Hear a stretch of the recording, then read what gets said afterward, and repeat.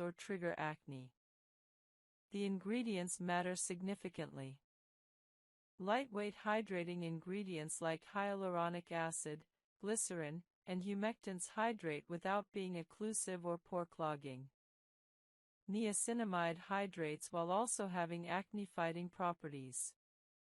Centella asiatica, SICA, soothes irritation and supports skin barrier function.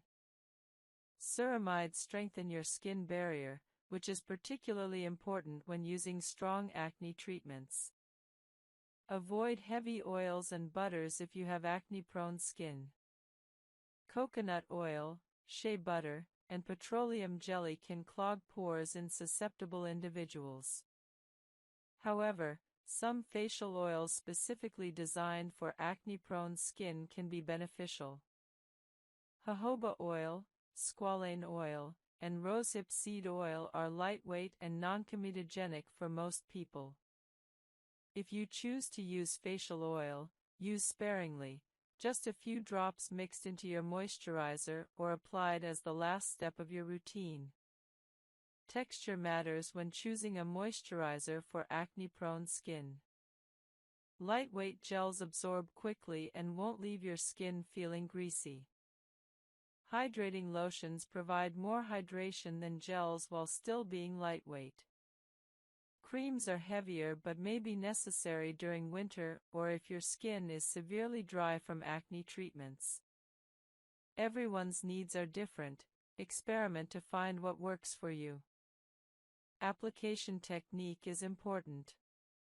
Apply moisturizer to slightly damp skin immediately after cleansing or applying treatments. This allows the moisturizer to lock in hydration from the water on your skin. Use about a quarter-sized amount for your entire face. Warm it between your palms, then gently press it into your skin using your fingertips. Don't rub or massage aggressively, as this can irritate acne lesions. Daytime and nighttime moisturizing might differ.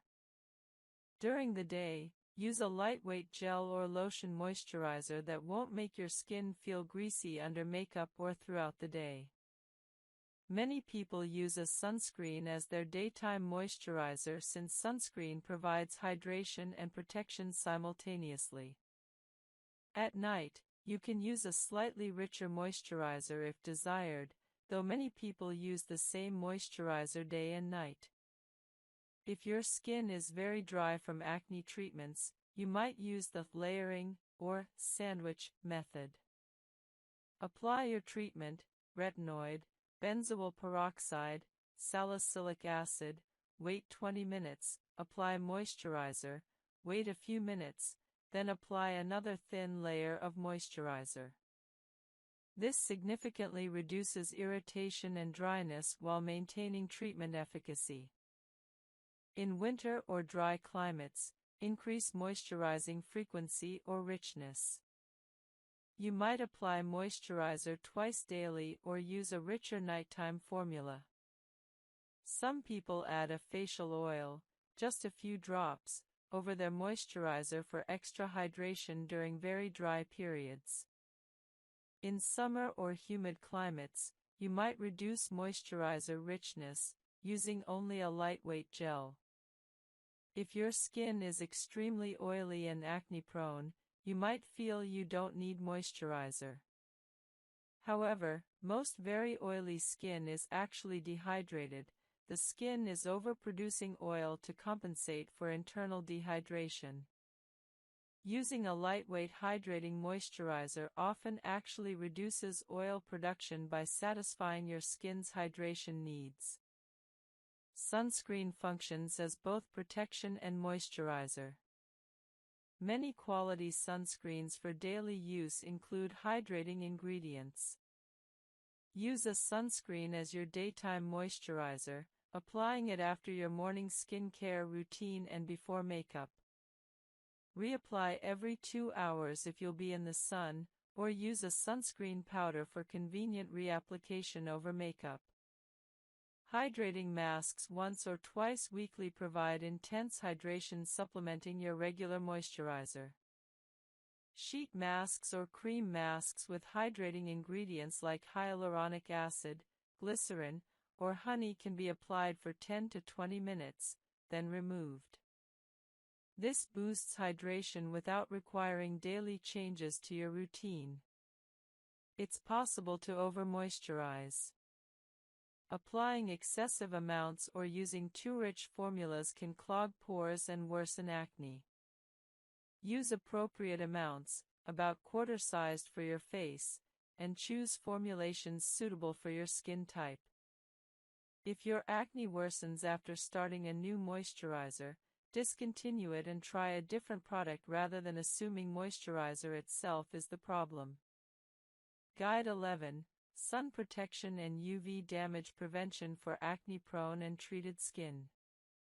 Sun protection is non-negotiable for anyone with acne or using acne treatments, yet it's frequently neglected.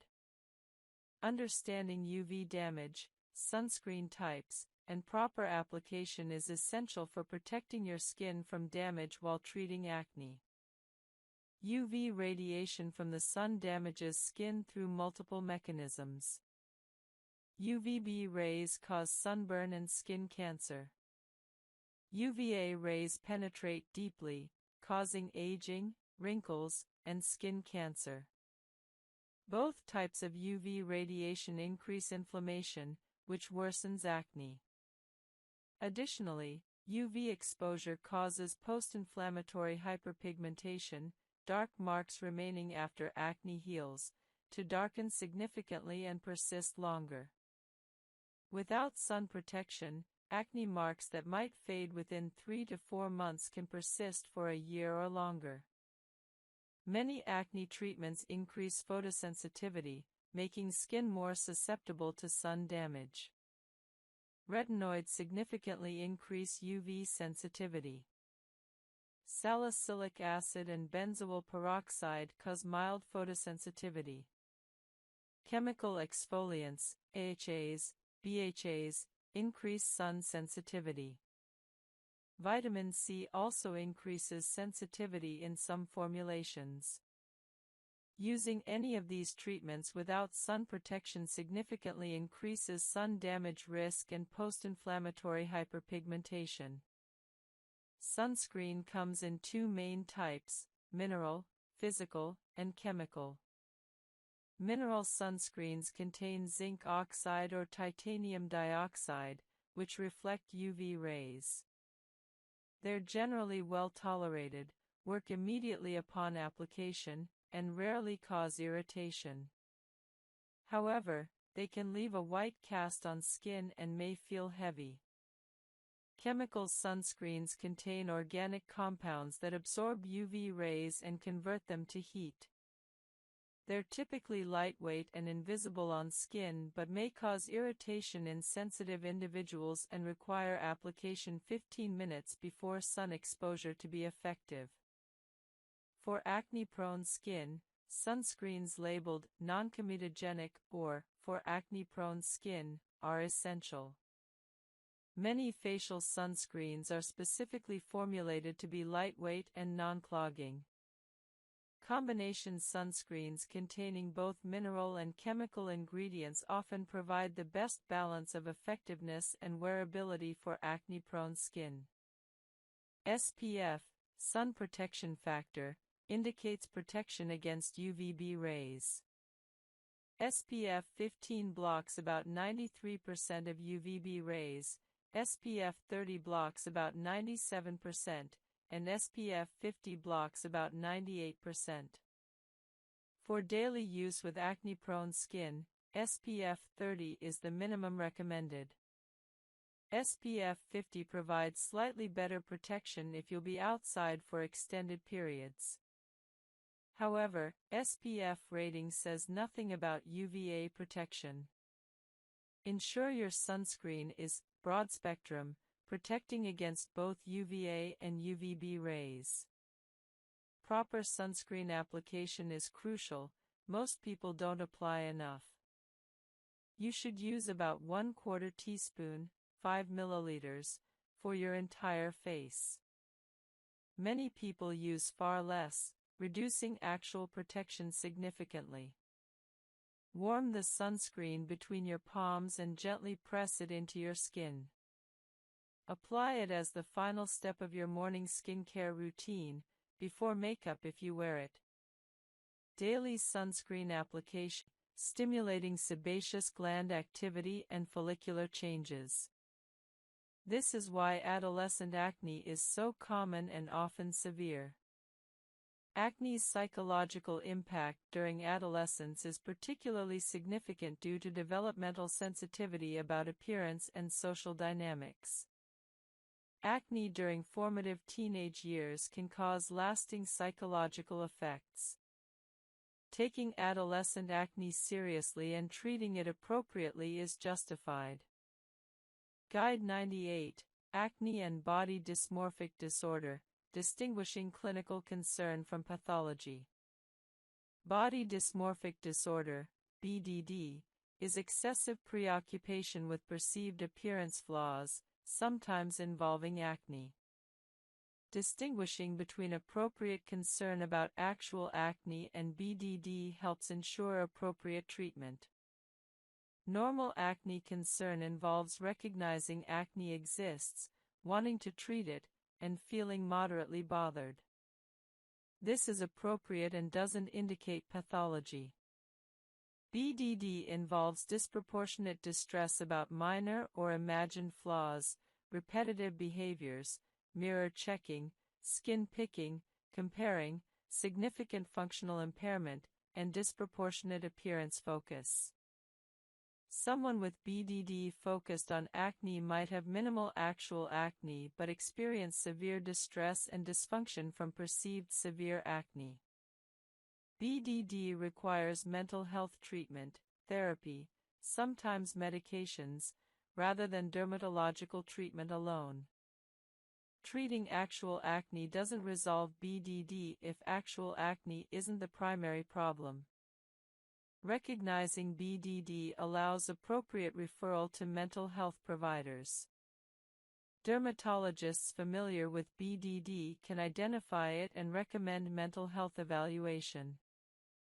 Having actual acne doesn't preclude also having BDD. Someone might have real acne and also have disproportionate BDD-related distress. Guide 99, Acne Treatment Optimization through N-of-1 Experimentation. N-of-1 trials involve testing treatments in yourself systematically to determine what works best for your specific skin. This personalized approach optimizes your individual treatment. N-of-1 testing involves trying one treatment change at a time, tracking results objectively, comparing periods with and without treatment. For example, testing whether dairy worsens your acne.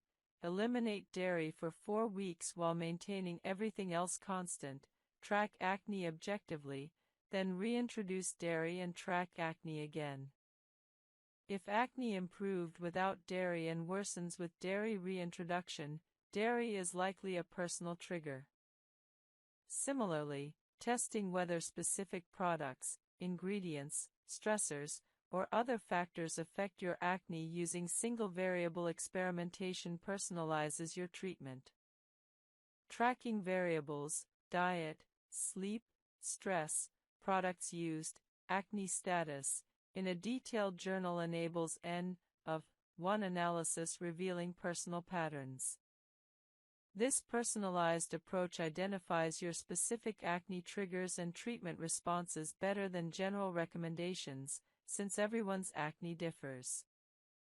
Guide 100, Acne Future, Emerging Research, Potential Breakthroughs, and What's Next. Acne research continues advancing, with numerous promising approaches under investigation. Understanding emerging research provides hope for improved future treatments. Microbiome-targeted treatments using probiotics or postbiotics specifically addressing acne-associated microbiota changes are in development. These might provide more targeted bacterial management than broad-spectrum antibiotics. Precision medicine approaches using genetic testing to predict acne predisposition and treatment response are emerging. Personalized treatment based on genetic profiles might become reality.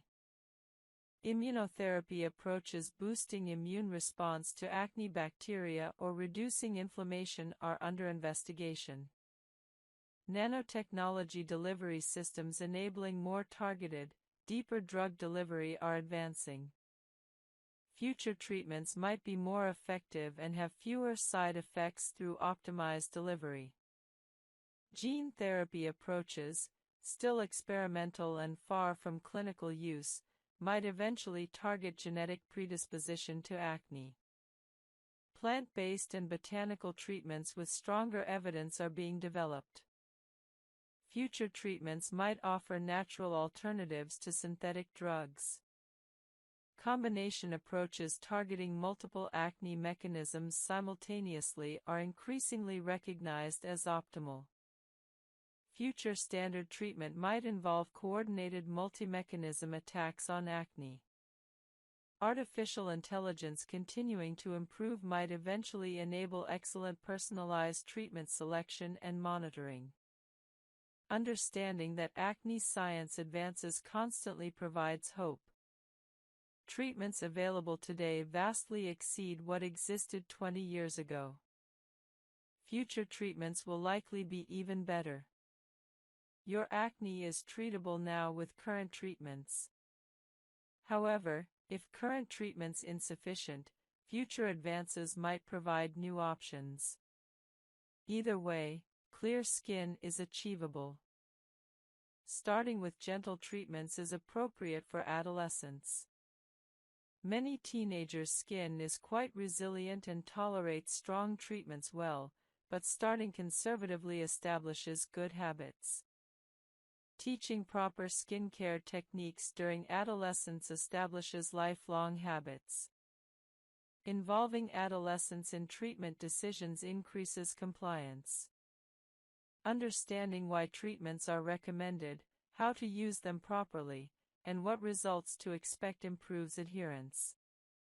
Adolescents who feel involved in their treatment are more likely to stick with routines. Addressing acne myths prevalent among adolescents: chocolate causes acne, poor hygiene causes acne, etc., prevents reinforcing false beliefs and harmful behaviors. Professional dermatology involvement is appropriate even for moderate adolescent acne, as dermatologists can recommend appropriate treatments and monitor for complications like scarring. Discussing how acne affects emotional well-being opens conversations about mental health support if needed. If acne is causing depression or anxiety, professional mental health support should be offered. Realistic expectations help adolescents understand that acne improvement takes weeks to months, not days. Understanding this prevents discouragement. Guide 68, Acne in Older Adults, Age-Related Changes and Treatment Adjustments. Acne persisting into or developing in older adults has unique characteristics requiring age-specific management adjustments. Adult acne in those over 40 or 50 is often hormonally driven, particularly in women during perimenopause and menopause, and typically more inflammatory than comedonal compared to teenage acne. Aging skin is caffeine and alcohol intake timing affects sleep quality. Caffeine consumed in the afternoon or evening disrupts sleep onset and quality. Alcohol consumption in the evening worsens sleep quality even though it might initially make you drowsy. Avoiding caffeine after 2 p.m. and limiting evening alcohol consumption improves sleep. Exercise supports both sleep quality and acne management through multiple mechanisms. Regular aerobic exercise, 30 minutes, 5 times weekly, improves sleep quality, reduces stress, regulates hormones, and improves acne. However, exercising too close to bedtime, within 3 hours, might disrupt sleep. Exercising earlier in the day optimizes both sleep and acne benefits. Sleep-specific skin care involves protective measures during sleep. Applying a heavy, occlusive moisturizer or night cream before bed protects skin during nighttime and supports barrier health. Night creams are often richer than daytime moisturizers because you don't need to worry about appearance or mattifying for makeup. Overnight hydrating masks provide intense hydration during sleep. Some people use occlusive oils, just a few drops of facial oil over moisturizer, to lock in maximum hydration overnight. Retinoid application at night leverages sleep's restorative processes. Applying retinoids in the evening, or before bed if your routine allows, means they work while your skin undergoes growth and repair during sleep. This timing often provides better results than morning retinoid application, though this varies individually. Acne spot treatments can be applied before bed to work overnight without interfering with daytime activities. Leaving benzoyl peroxide or other treatments on overnight provides extended contact time for therapeutic benefit.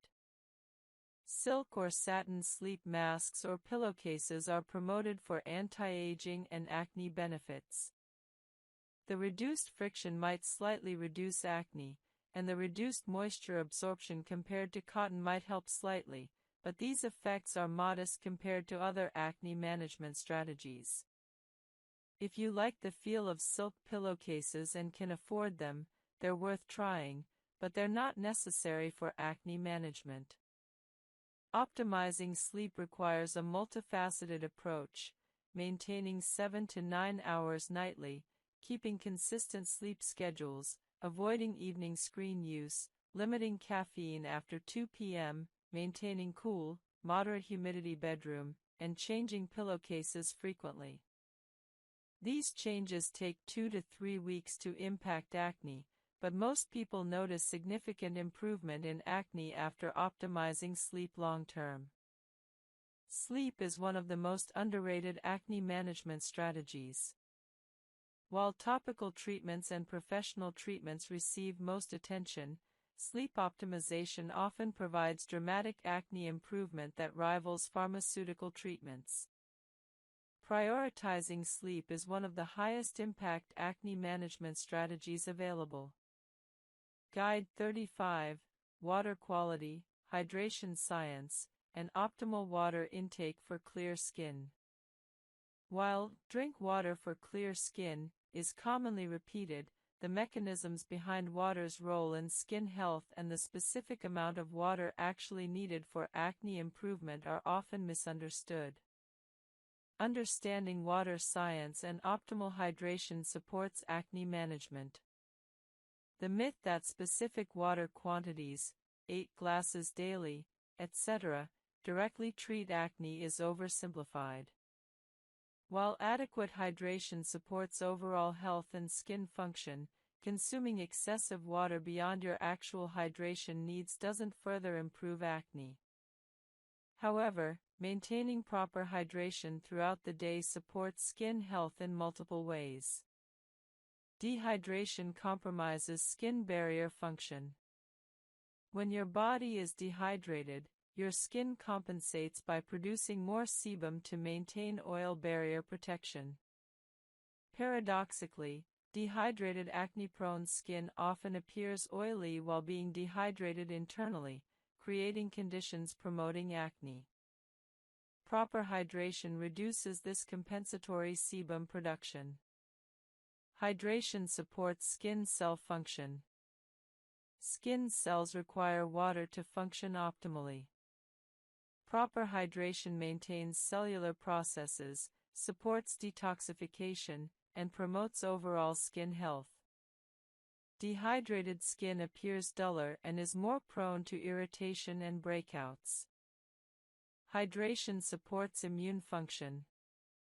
Adequate hydration maintains lymphatic function and immune cell circulation, supporting your body's ability to fight acne-causing bacteria.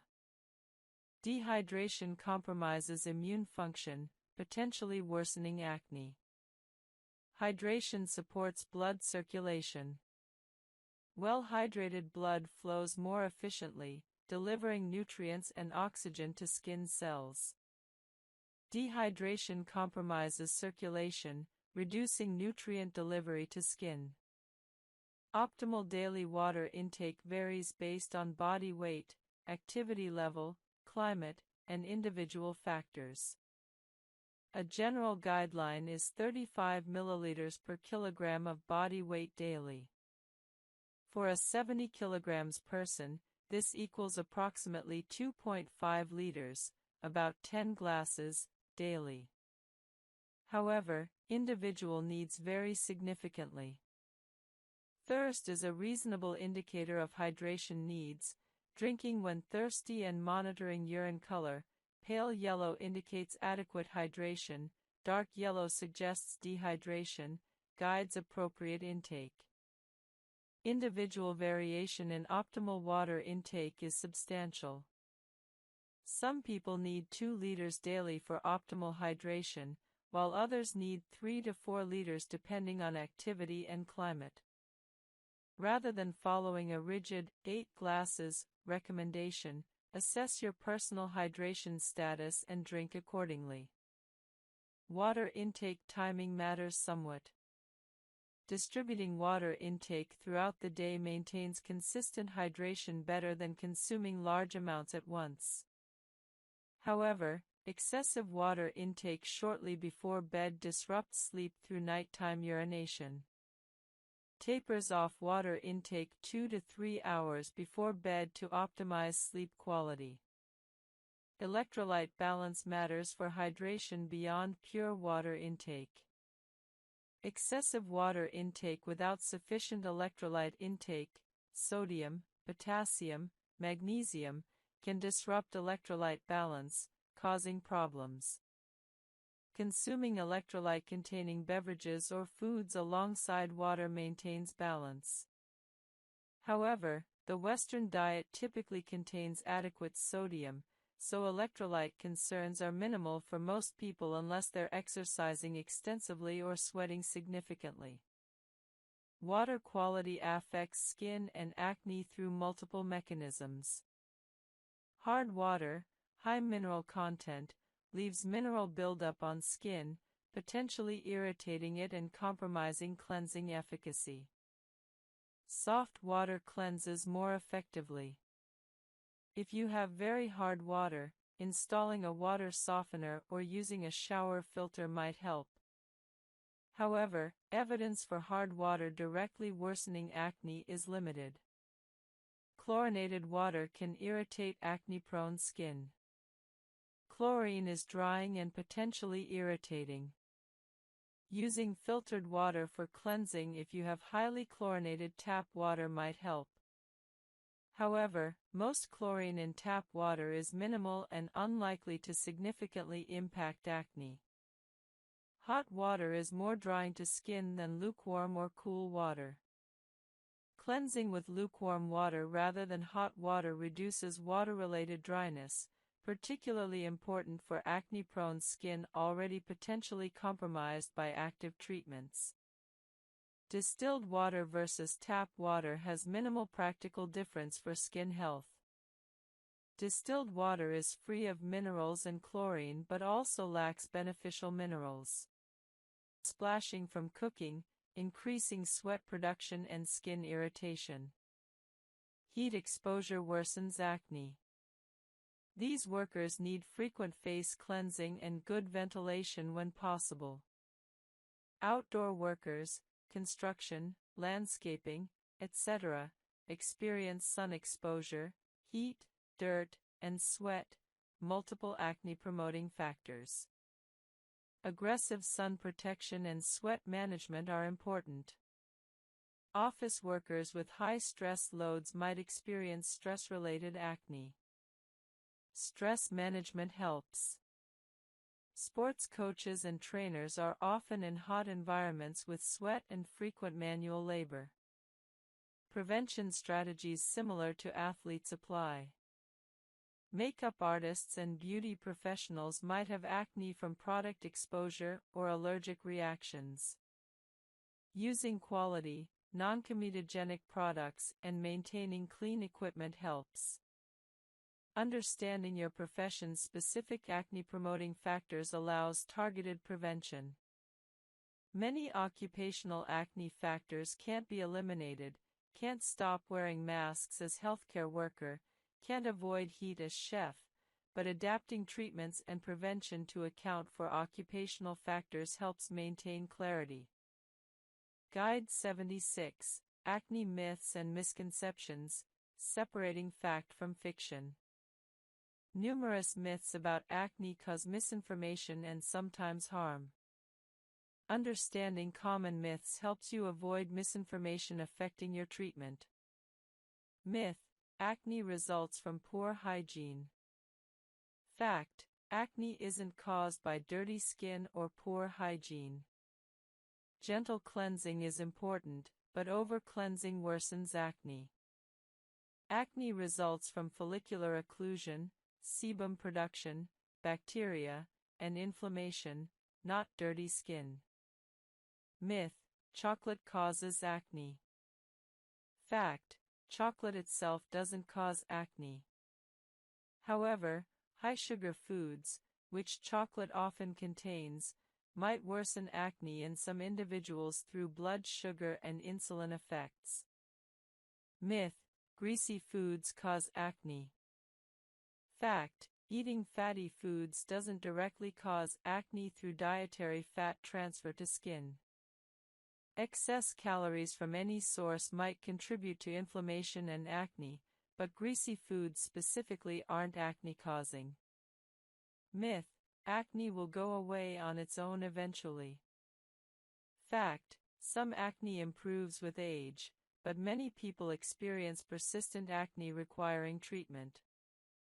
Waiting for spontaneous resolution wastes years. Myth: toothpaste treats acne. Fact: toothpaste isn't appropriate for acne and contains irritating ingredients. While older formulations sometimes contain benzoyl peroxide in tiny amounts, modern toothpastes shouldn't be used on skin. Myth: picking acne helps it heal. Fact: picking worsens acne, spreads bacteria, increases inflammation, and dramatically increases scarring risk. Never pick acne. Myth: sunlight cures acne. Fact: while temporary UV-induced drying might make acne appear better briefly, sun exposure actually worsens acne long-term through inflammation and post-inflammatory hyperpigmentation. Sunscreen is essential, not optional. Myth: all makeup causes acne. Fact: while some makeup clogs pores, many non-comedogenic cosmetics don't worsen acne.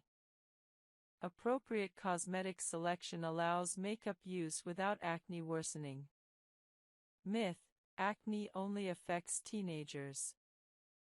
Fact: adult acne is extremely common and can be more severe and treatment-resistant than teenage acne. Understanding that these myths are false prevents ineffective or harmful behaviors based on misinformation. Guide 77, Acne Treatment Resistance and When to Escalate Care. If acne doesn't improve despite appropriate treatment, several possibilities exist. Understanding why treatments fail helps guide next steps. Noncompliance is the most common reason treatments fail. Using treatments inconsistently, not using them as directed, or expecting results before adequate trial time has elapsed appears as treatment failure. Ensuring 8 to 12 weeks of consistent use before concluding treatment failed is important. Incorrect treatment selection for your acne type causes apparent treatment failure. Using treatments inappropriate for your acne type, for example, using salicylic acid for primarily inflammatory acne when benzoyl peroxide would be better, results in inadequate response. Inadequate treatment strength or frequency might result in insufficient improvement. Increasing frequency or concentration, appropriately, not aggressively, sometimes converts inadequate response to good response. Combination of multiple acne factors not addressed by your current treatment might cause inadequate response. Adding treatments targeting different factors improves outcomes. Underlying conditions, PCOS, other endocrine disorders, infections, causing acne might not be addressed by topical treatments. Seeking professional evaluation for underlying causes is appropriate. Barrier compromise from overuse of strong treatments sometimes appears as treatment failure, constant irritation rather than improvement. Taking a barrier repair break and restarting with gentler approach helps. When to escalate care. If single topical treatments haven't produced adequate improvement after 12 weeks, if your acne is moderate to severe from the start, if you have signs of hormonal acne, if you have deep cystic lesions, if acne is psychologically devastating. Escalating to professional dermatology care, combination treatments, or systemic treatments is appropriate. Professional dermatology can identify why treatments aren't working and recommend appropriate escalation. Don't tolerate inadequate acne improvement indefinitely. Professional help exists. Guide 78, Post-Acne Skin Health Maintenance and Prevention of Future Problems. After achieving clear skin, maintaining skin health beyond just preventing acne ensures long-term skin quality and prevents premature aging. Sun protection remains essential post-acne for preventing aging and ensuring any residual hyperpigmentation doesn't worsen. Sunscreen habit established during acne treatment should continue indefinitely. Barrier health maintenance prevents irritation and premature aging. Continuing appropriate moisturizing even post-acne supports barrier function. Regular exfoliation at appropriate frequency maintains skin clarity without over-exfoliating. Many people benefit from continuing gentle exfoliation, perhaps reduced frequency from treatment levels, long-term. Antioxidant skin care, vitamin C, green tea, others, support skin health beyond acne treatment. These can be incorporated post-acne for anti-aging and general skin health. Retinoids continue providing anti-aging benefits beyond acne treatment. Many people maintain retinoid use specifically for anti-aging rather than acne. Hydration remains important. Maintaining good hydration habits supports skin health long-term. Regular professional skin care, facials, peels, or other treatments, helps maintain skin quality and address any minor concerns before they become problems. Guide 79, Acne Education and Advocacy, Reducing Stigma and Improving Understanding. Acne stigma and misinformation continue affecting people with acne. Education and advocacy help reduce stigma and improve treatment access. Education about acne as a medical condition, not hygiene or lifestyle failure, reduces shame. Educating others. Consistent routines in consistent order reduce sensory overwhelm. Number 50 Specialized Skin Care and Acne Treatment Guides, Part 4. Each guide, 10 to 15 minutes reading time. Guide 51, Acne During Menstrual Cycle, Tracking, Prediction, and Strategic Treatment Timing. Understanding how your menstrual cycle affects acne allows you to predict breakouts and strategically time treatments for maximum effectiveness.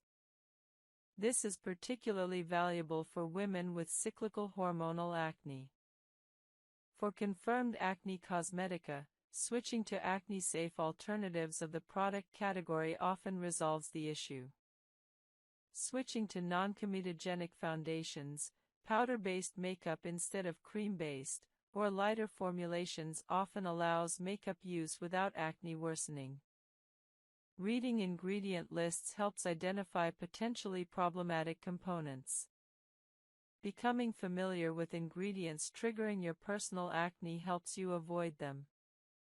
Some people maintain lists of problematic ingredients to check against when considering new products. Patch testing new products on a small area, behind your ear or on your jaw, before full face application helps identify problematic products before they cause widespread acne. This 1 to 2 week trial prevents wasting money on products that trigger acne. The relationship between acne cosmetica and other acne factors is important. Someone might have both hormonal acne, from internal factors, and acne cosmetica, from products. Addressing both simultaneously, using acne-safe products plus treating hormonal acne medically, provides the best outcomes. Makeup artists and dermatologists can recommend acne-safe product alternatives for people who require makeup professionally. Many professional-grade acne-safe makeup lines exist specifically for people needing makeup without triggering acne. Guide 53, Acne Mechanica, Friction and Pressure-Related Acne. Acne mechanica results from friction, pressure, or occlusion of skin and can be prevented through environmental and behavioral modifications. Understanding acne mechanica helps you prevent this preventable form of acne. Acne mechanica appears where friction or pressure occurs, under helmet straps, where backpack straps compress skin, where tight athletic equipment contacts skin, or where repetitive hand-face contact occurs. This acne is localized to pressure-bearing areas rather than distributed across the face. Friction from repetitive skin-on-surface contact, athletes rubbing faces on towels, workers constantly resting their faces on hands, can trigger acne through mechanical irritation and follicle disruption. Occlusion, trapping sweat and bacteria under non-breathable materials, creates ideal conditions for acne. Wearing tight, non-breathable clothing or equipment increases acne in that area. Prevention strategies include wearing loose, breathable clothing, ensuring athletic equipment is clean, using protective barriers, adhesive taping where possible, between skin and friction sources, and maintaining good hygiene in high-friction areas. Post-exercise hygiene is crucial for athletes. Showering immediately after exercise, changing into clean clothes, and cleansing areas where equipment contacted skin helps prevent friction acne. Some athletes find that using antiperspirant before exercise reduces sweat-related friction and bacterial growth. Hairstyles causing friction, tight braids, tight buns, can trigger acne on the scalp and forehead. Occasionally loosening hairstyles, using gentler hair-holding methods, or alternating hairstyles reduces friction acne. Phone contact with your face transfers bacteria and causes friction acne on the jawline and cheek. Using earbuds or speakerphone when possible, cleaning your phone screen regularly, and taking breaks from phone use reduce this contact-related acne. For occupational friction acne, workers in certain industries, workplace modifications and protective equipment prevent acne. Ensuring clean, breathable protective equipment and maintaining good hygiene at work helps control occupational friction acne. Acne mechanica is often preventable through simple environmental modifications. Unlike acne requiring medications, friction acne responds to preventing the friction. This makes acne mechanica particularly frustrating when it occurs since prevention is often simpler than treatment. Guide 54, Drug-Induced Acne and Medication Side Effects. Certain medications trigger or worsen acne as a side effect. Recognizing drug-induced acne allows you to work with prescribers to modify medications or manage acne while necessary medications are continued. Corticosteroids commonly trigger acne or worsen existing acne. Systemic corticosteroids, oral, are more likely to cause acne than topical steroids, though topical steroids applied to face can also trigger acne. Patients on chronic systemic corticosteroids often experience significant acne requiring aggressive treatment. If corticosteroids are necessary, combining them with acne treatment is often required. Lithium, used for bipolar disorder treatment, causes acne in many patients. The mechanism involves effects on follicular epithelium and sebaceous gland function. Acne from lithium is sometimes severe. Working with your psychiatrist on whether alternative mood stabilizers are possible or combining lithium with aggressive acne treatment might be necessary. Anabolic steroids cause severe acne in nearly everyone using them. Anabolic steroid use for performance enhancement causes acne that often requires isotretinoin for management. The acne is typically severe, widespread, and on the trunk as well as face. Hormonal contraceptives can either improve or worsen acne depending on the specific formulation. Progestins with androgenic properties, like levonorgestrel or norgestrol, might worsen acne, while progestins with minimal androgenic activity, like norgestimate or drospirenone, often improve acne.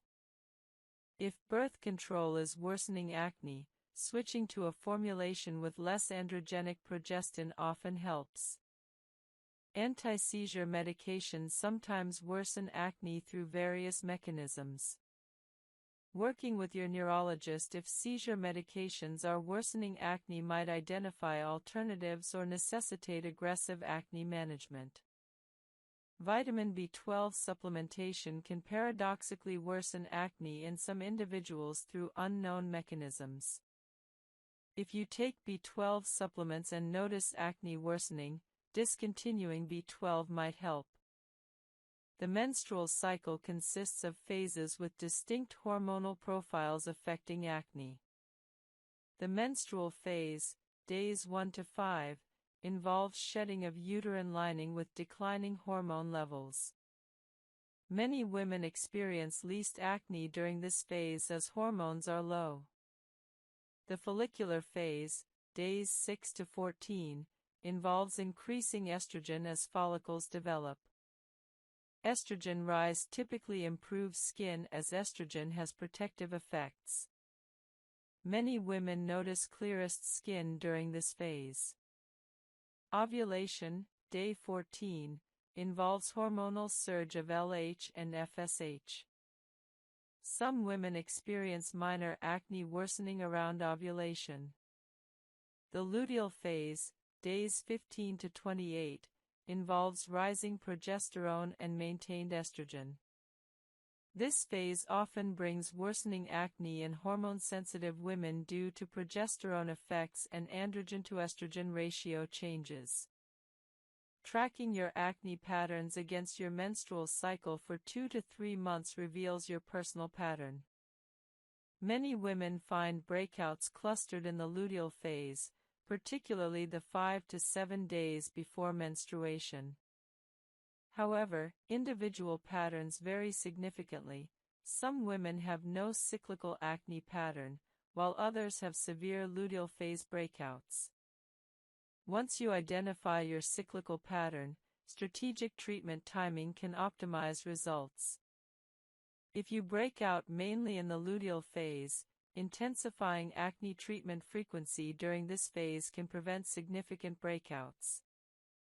For example, if you normally use salicylic acid 2 to 3 times weekly, you might increase to daily use during your high-risk luteal phase. This temporary intensification often prevents the severe breakouts that would otherwise occur. Planning professional treatments around your cycle optimizes results. Having a chemical peel or professional facial during your clear follicular phase when your skin is less inflamed and more resilient provides better results than during your breakout-prone luteal phase. Hormonal contraceptives can help by suppressing ovulation and stabilizing hormone levels. Many women find that switching to birth control pills with continuous hormone dosing, tricyclic or extended cycle pills that reduce or eliminate placebo weeks, significantly reduces cyclical acne by preventing the hormonal fluctuations driving breakouts. Spironolactone, anti-androgen, helps some women with cyclical acne by blocking androgen effects. However, effects are more modest for pure cyclical acne than for chronic hormonal acne. Dietary modifications might help cyclical acne through hormone metabolism. Some evidence suggests that supporting liver health through adequate nutrients supports estrogen metabolism. Consuming adequate B vitamins, magnesium, and fiber supports hormone metabolism. PMS supplements containing ingredients like calcium, magnesium, and vitamin B6 might help with luteal phase acne through their effects on hormone metabolism and inflammation. Some women find these supplements modestly helpful. Stress during the luteal phase exacerbates acne in many women. The luteal phase naturally involves slightly increased anxiety and mood sensitivity. Implementing additional stress management during this phase, extra exercise, meditation, or relaxation practices, can reduce acne by controlling stress hormonal interactions. Sleep quality often decreases in the luteal phase due to progesterone effects. Prioritizing sleep during this phase through good sleep hygiene, potentially with earlier bedtimes, supports skin health. Understanding your cyclical acne pattern allows realistic expectations and strategic planning. Rather than being frustrated by predictable breakouts, you can anticipate them and proactively manage them. This empowerment often improves both skin outcomes and psychological well-being around acne. Guide 52, Acne Cosmetica, Product-Induced Acne and Ingredient Avoidance. Acne cosmetica specifically refers to acne triggered or worsened by cosmetic products. Understanding this condition and identifying problematic ingredients prevents wasted time and money on ineffective acne treatments when the actual problem is product-induced acne. Acne cosmetica differs from typical acne in that stopping the offending product often resolves it completely, whereas typical acne persists despite good skin care. This distinction is diagnostically important. If your acne improves dramatically after discontinuing a specific product, acne cosmetica was likely the cause. Common culprits in acne cosmetica include foundations, particularly heavy, silicone-based ones, primers, concealer, powders, sunscreen, and heavy moisturizers. These products can clog pores through their occlusive nature or irritating ingredients. Specific ingredients commonly triggering acne cosmetica include dimethicone, silicone oil, talc, isopropyl myristate, emollient, and certain botanical extracts that are irritating to acne-prone skin. Coconut oil, for example, is comedogenic for many acne-prone individuals despite being natural. Testing for acne cosmetica involves systematic elimination. If you suspect a product is causing acne, stop using it for 2 to 3 weeks and assess whether your acne improves. If it does, the product was likely responsible. Then reintroduce the product to confirm, though this re-triggers acne and can be frustrating. This elimination challenge approach definitively identifies culprit products. Non-comedogenic labeling helps identify acne-safe products, though labeling is not FDA regulated and varying definitions exist across brands. Non-comedogenic products are still not guaranteed safe for all individuals, but they're formulated to minimize pore clogging risk. Guide 61: Understanding acne in specific sports and athletic activities. Different sports expose athletes to different acne triggers. Understanding sport-specific acne patterns allows targeted prevention and management for athletes. Swimming exposes skin to chlorine and often tight, non-breathable swimwear. Chlorine is drying and irritating, worsening acne. Frequent swimmers often experience acne on face, chest, and shoulders. Prevention includes rinsing thoroughly after swimming, removing chlorine quickly through gentle cleansing, using moisturizer afterward to combat dryness, and wearing clean, breathable clothing after swimming. Contact sports, football, wrestling, rugby, involve friction, pressure from equipment, and contact with other players' skin and bodily fluids. Helmet friction often causes severe acne along helmet edges. Prevention includes ensuring equipment is clean, using protective barriers, adhesive tape, where possible, showering immediately after contact, and maintaining aggressive acne treatment during the season. Running and jogging cause profuse sweating and friction from clothing. Prevention includes wearing moisture-wicking, breathable clothing, showering immediately after exercise, cleansing sweat off before acne develops, and using lightweight, non-comedogenic sunscreen resistant to sweat. Cycling involves friction from tight cycling clothing and helmet wear. Prevention strategies similar to other sports apply. Weightlifting and resistance training involve pressure from equipment, sweat, and friction. Focusing on cleanliness of equipment, showering immediately after workouts, and changing into clean clothes prevents sweat-related acne. Yoga and other activities with face-on-mat contact, yoga, Pilates, certain exercises, can cause acne if mats aren't clean. Using personal mats, washing them regularly, and avoiding touching your face during exercise helps. General athletic acne prevention across all sports includes showering within 1 to 2 hours after exercise, not wearing sweat-soaked clothing longer than necessary, cleansing face, neck, and areas covered by equipment, using clean towels, maintaining aggressive acne treatment during athletic seasons when acne tends to worsen. Working with dermatologists familiar with athletic acne helps develop sport-specific prevention and treatment plans. Some athletes benefit from temporary treatment intensification during seasons when their sport-specific acne triggers are highest. Guide 62: Acne treatment during immunosuppression and immune compromise.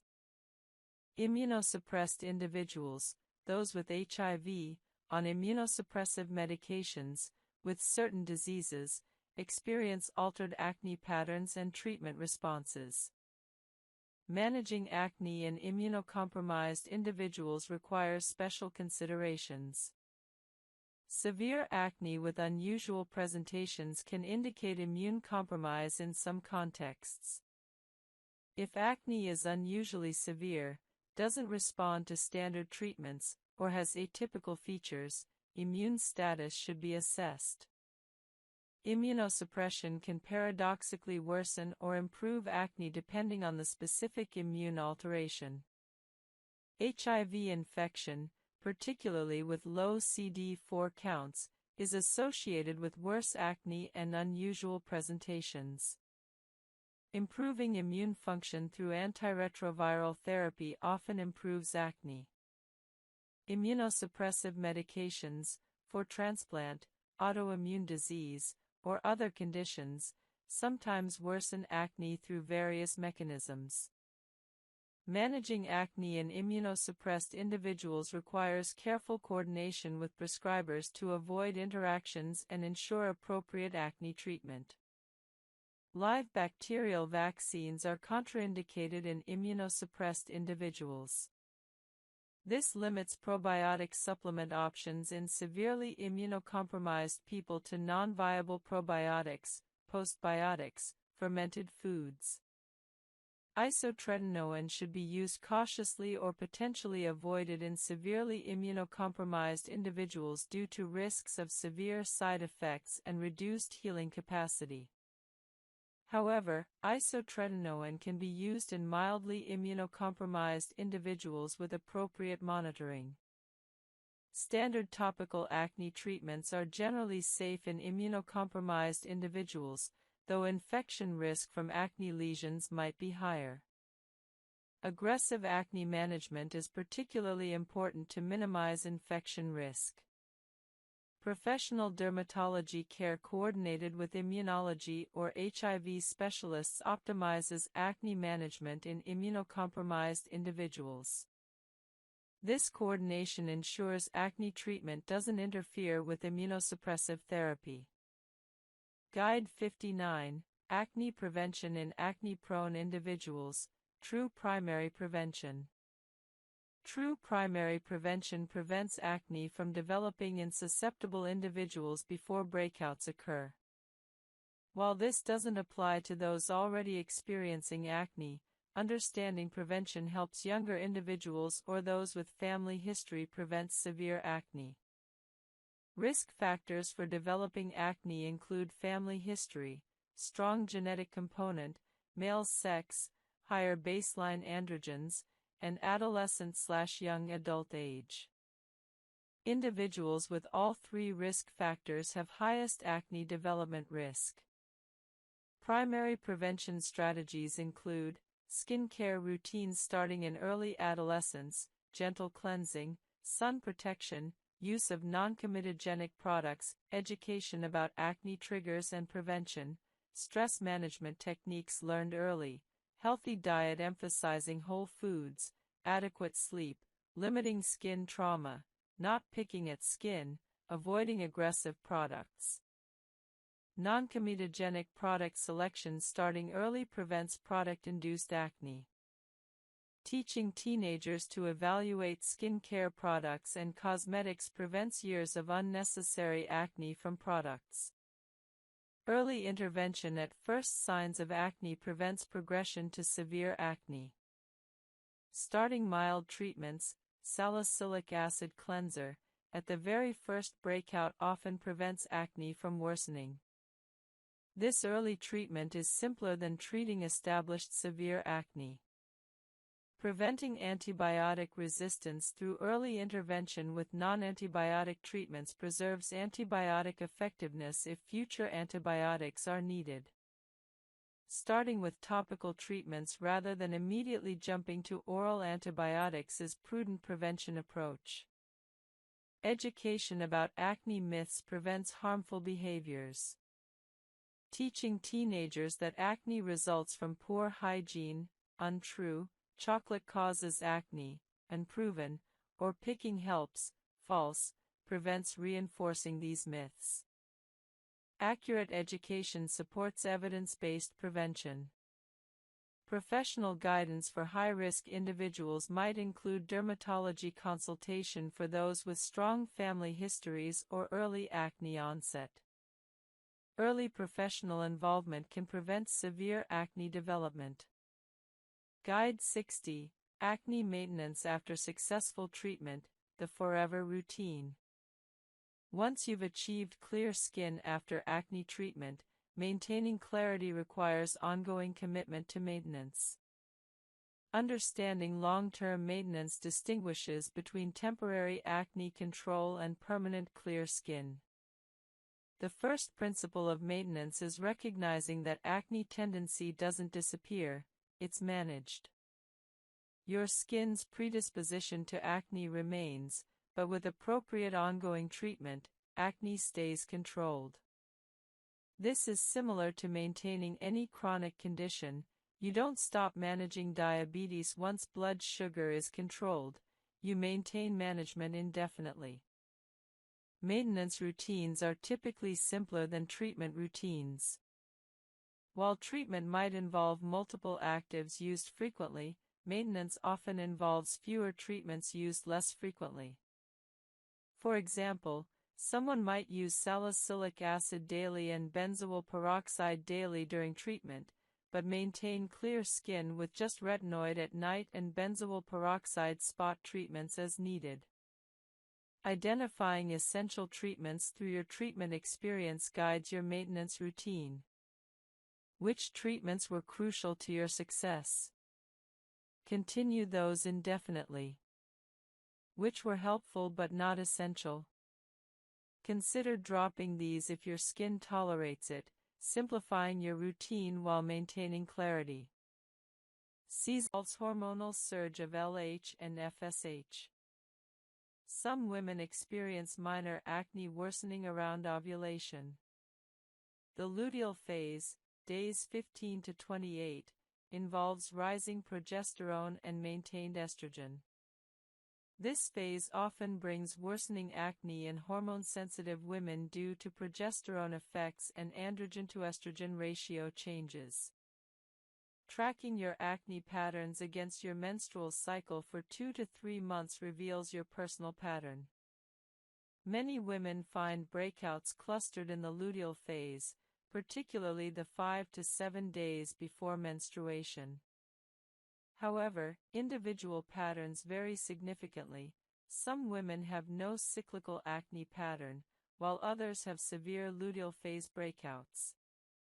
Once you identify your cyclical pattern, strategic treatment timing can optimize results.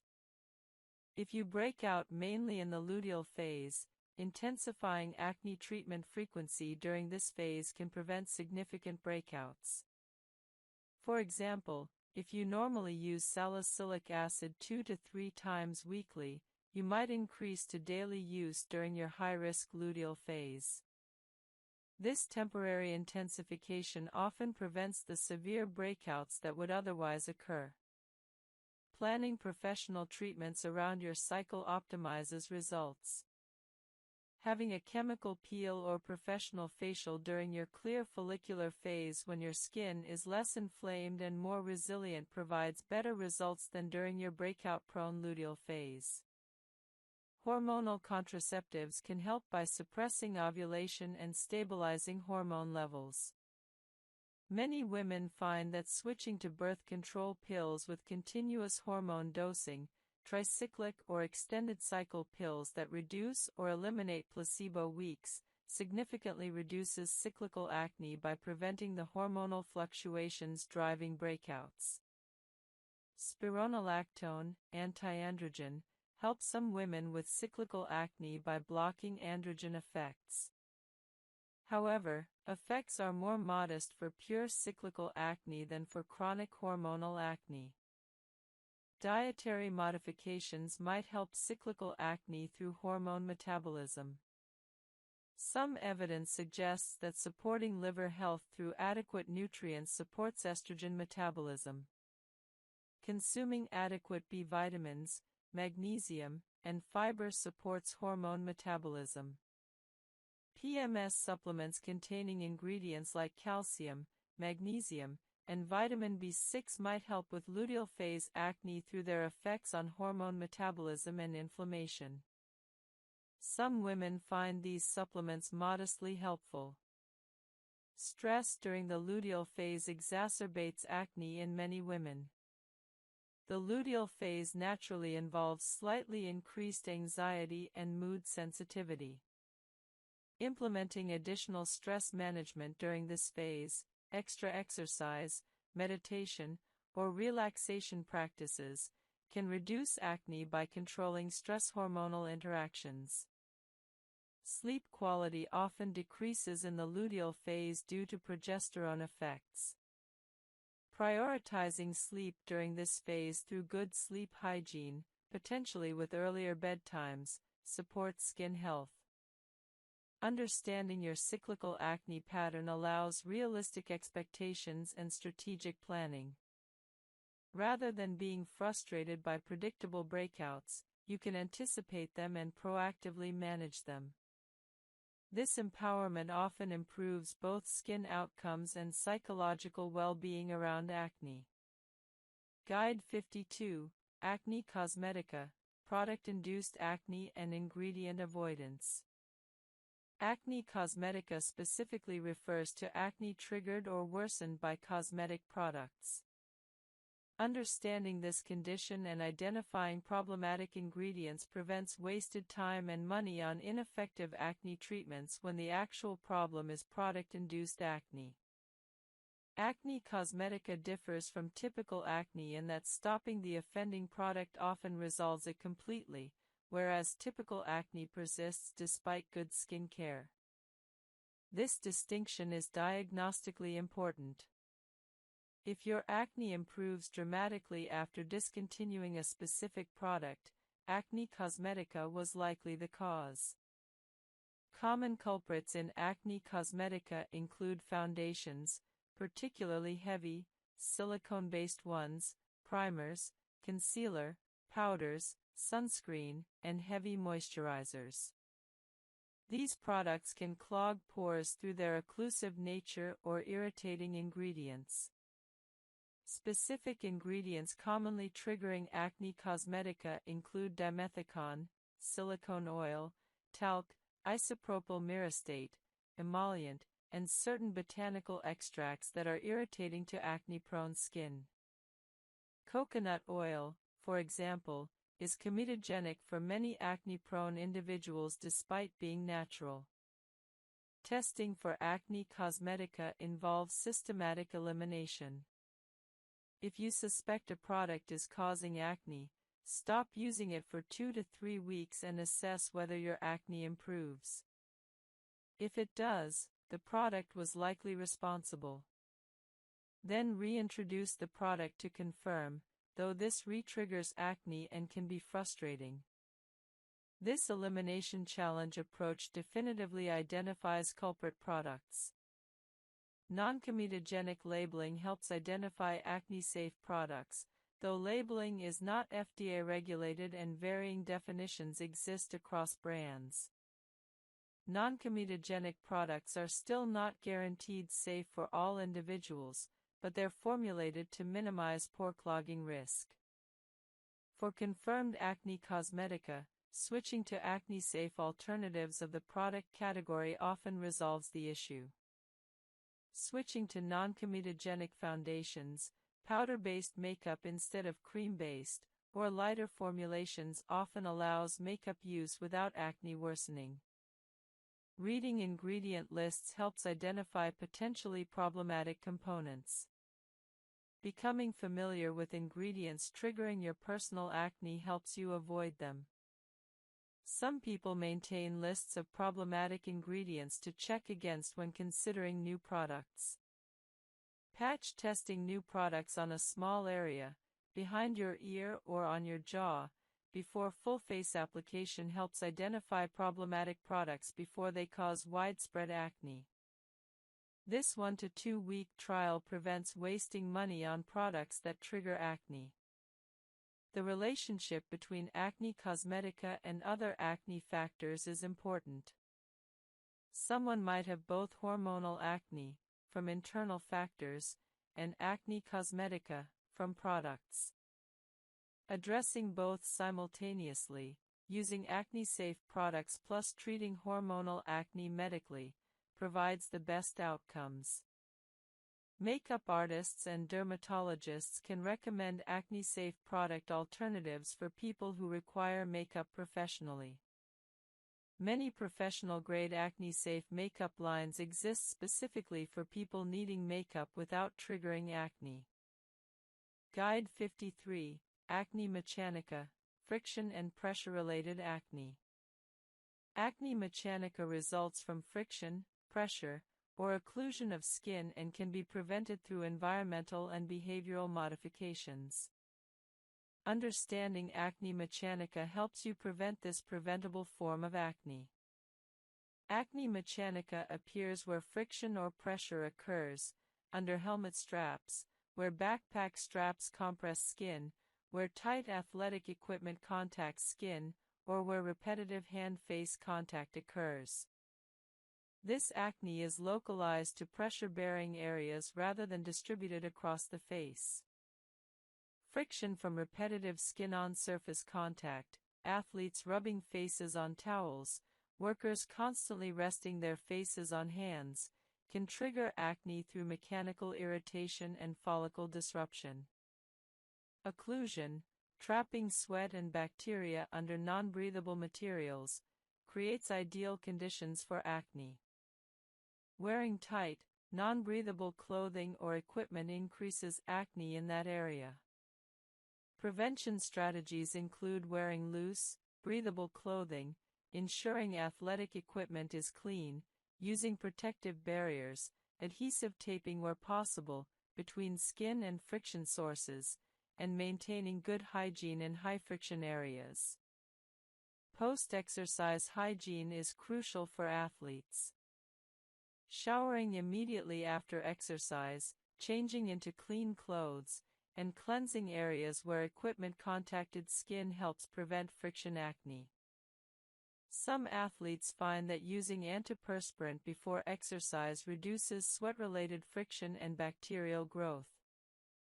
Hairstyles causing friction, tight braids, tight buns, can trigger acne on the scalp and forehead. Occasionally loosening hairstyles, using gentler hair-holding methods. Most people experience slight redness that resolves within hours. Superficial peels are appropriate for mild acne, texture concerns, and maintenance. Monthly superficial peels combined with home treatments provide excellent acne management. Medium-depth peels penetrate into the dermis, providing more dramatic results but requiring more recovery. These use higher acid concentrations, 35 to 50% glycolic acid, TCA at 25 to 35%, or combinations, and require 3 to 5 days of significant peeling and flaking. Medium peels are appropriate for moderate acne, significant scarring, and hyperpigmentation. Results are more dramatic than superficial peels but carry higher complication risks. Most people perform medium peels quarterly rather than monthly. Deep peels penetrate deeply into the dermis, providing maximum results but requiring significant recovery time. These use very high acid concentrations, TCA at 50% plus, or phenol. Recovery takes weeks, and results are essentially permanent in terms of skin transformation. Deep peels carry significant risks and are rarely performed for acne specifically, being more appropriate for severe aging or significant scarring. Most dermatologists reserve deep peels for carefully selected cases. Laser treatments use focused light energy to treat acne, scarring, and pigmentation. Different wavelengths target different structures. Ablative lasers, CO2, 𝒂𝒄𝒊𝒂𝒐𝒏𝒔𝒊𝒏𝒈, remove skin layers through vaporization, providing maximum results but requiring weeks of recovery. Non-ablative lasers penetrate without removing skin, requiring less recovery but multiple treatments. Fractional lasers treat portions of skin, leaving untreated skin to support healing, requiring less recovery than full laser treatment. For acne specifically, fractional non-ablative lasers are most commonly used. These provide acne improvement through collagen remodeling and pore minimization without severe downtime. Typical treatment plans include 4 to 6 treatments spaced 4 to 6 weeks apart. Results appear gradually over months as collagen remodels. Fractional laser is excellent for acne scarring, pore size reduction, and texture improvement. Cost is typically $300 to $800 per treatment. Blue light therapy uses specific light wavelengths, around 415 nanometers, to kill acne-causing bacteria.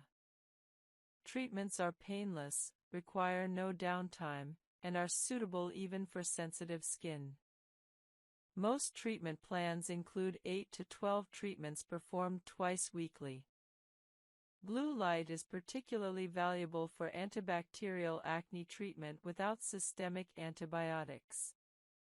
Cost is typically $75 to $150 per treatment. Photodynamic therapy, PDT, combines a photosensitizing agent, topical aminolevulinic acid or methylaminolevulinate, applied to skin with subsequent light activation. PDT kills bacteria, reduces sebum production, and improves acne. Treatments are followed by 24 to 48 hours of photosensitivity and significant redness. Results are dramatic but require recovery time. PDT is reserved for severe acne resistant to other treatments. Radiofrequency, RF, treatments deliver radiofrequency energy deep into skin, stimulating collagen, reducing sebum production, and improving acne. Multiple treatments are necessary, typically 4 to 6 treatments spaced 3 to 4 weeks apart. Radiofrequency is gentle, requires no downtime, and is suitable for various skin types. Results include both acne improvement and skin tightening. Microneedling creates controlled microinjuries triggering collagen production and skin remodeling. For acne, microneedling improves scarring and texture. For active acne, microneedling isn't appropriate as it can spread bacteria. Once acne is controlled, microneedling helps with residual scarring. Typical treatment plans include 3 to 4 treatments spaced 4 to 6 weeks apart.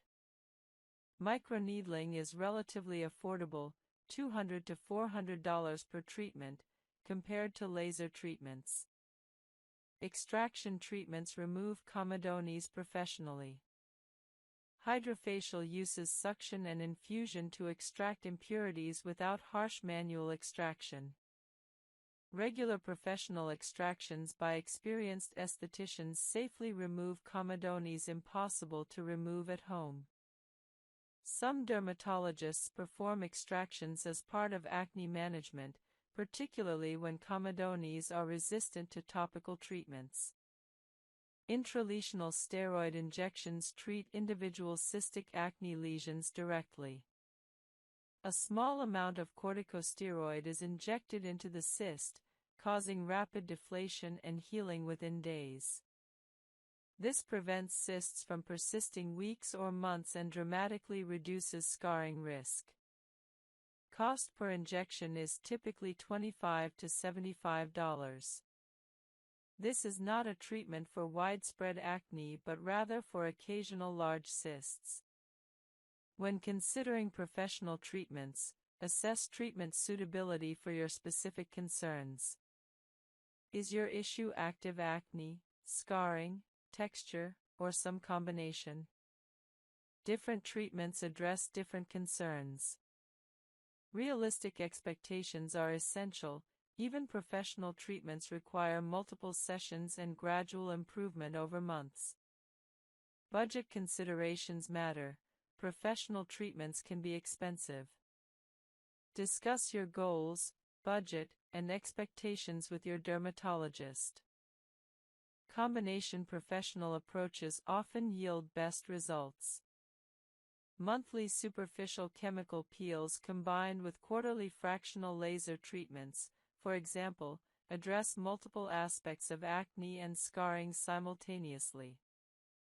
Your dermatologist can recommend an appropriate combination for your specific situation.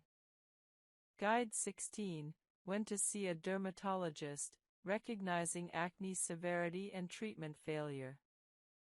Knowing when to seek professional dermatological help prevents prolonged acne suffering, psychological distress, and permanent scarring. Several clear indicators suggest you should see a dermatologist.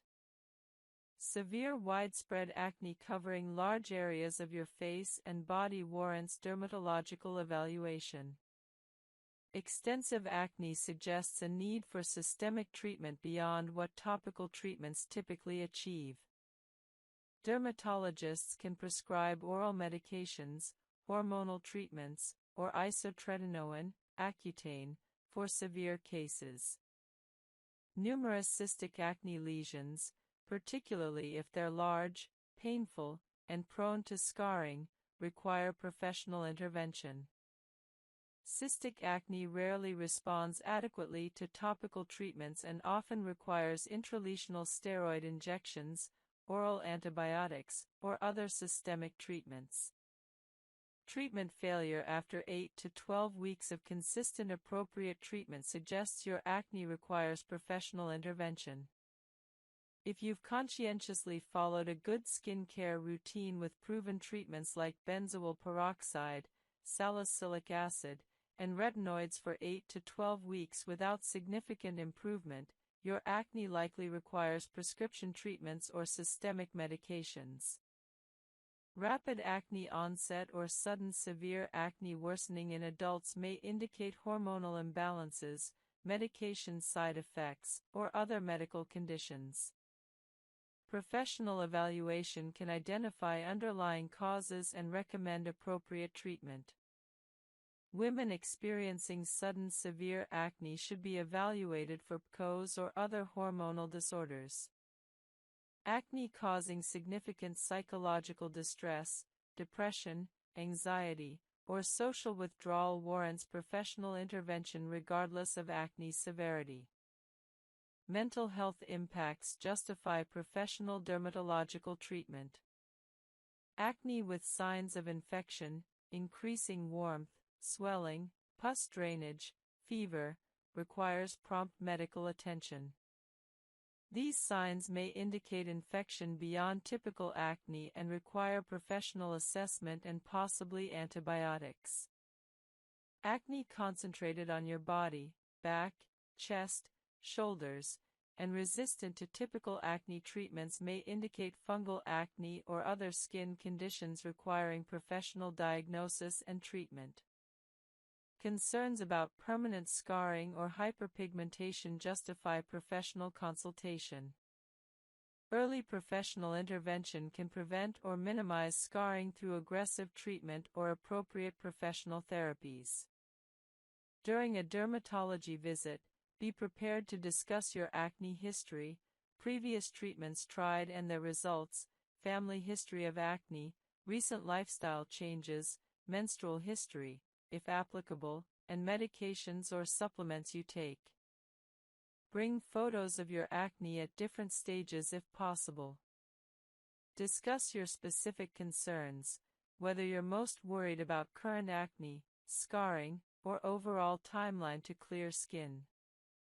Your dermatologist can prescribe prescription-strength treatments unavailable over the counter. Prescription retinoids, tretinoin, adapalene, tazarotene, are more powerful than over-the-counter retinol. Prescription antibiotics, oral doxycycline, minocycline, or topical clindamycin, treat bacterial acne. Spironolactone manages hormonal acne in women. Isotretinoin, Accutane, is a last-resort powerful medication for severe acne resistant to other treatments.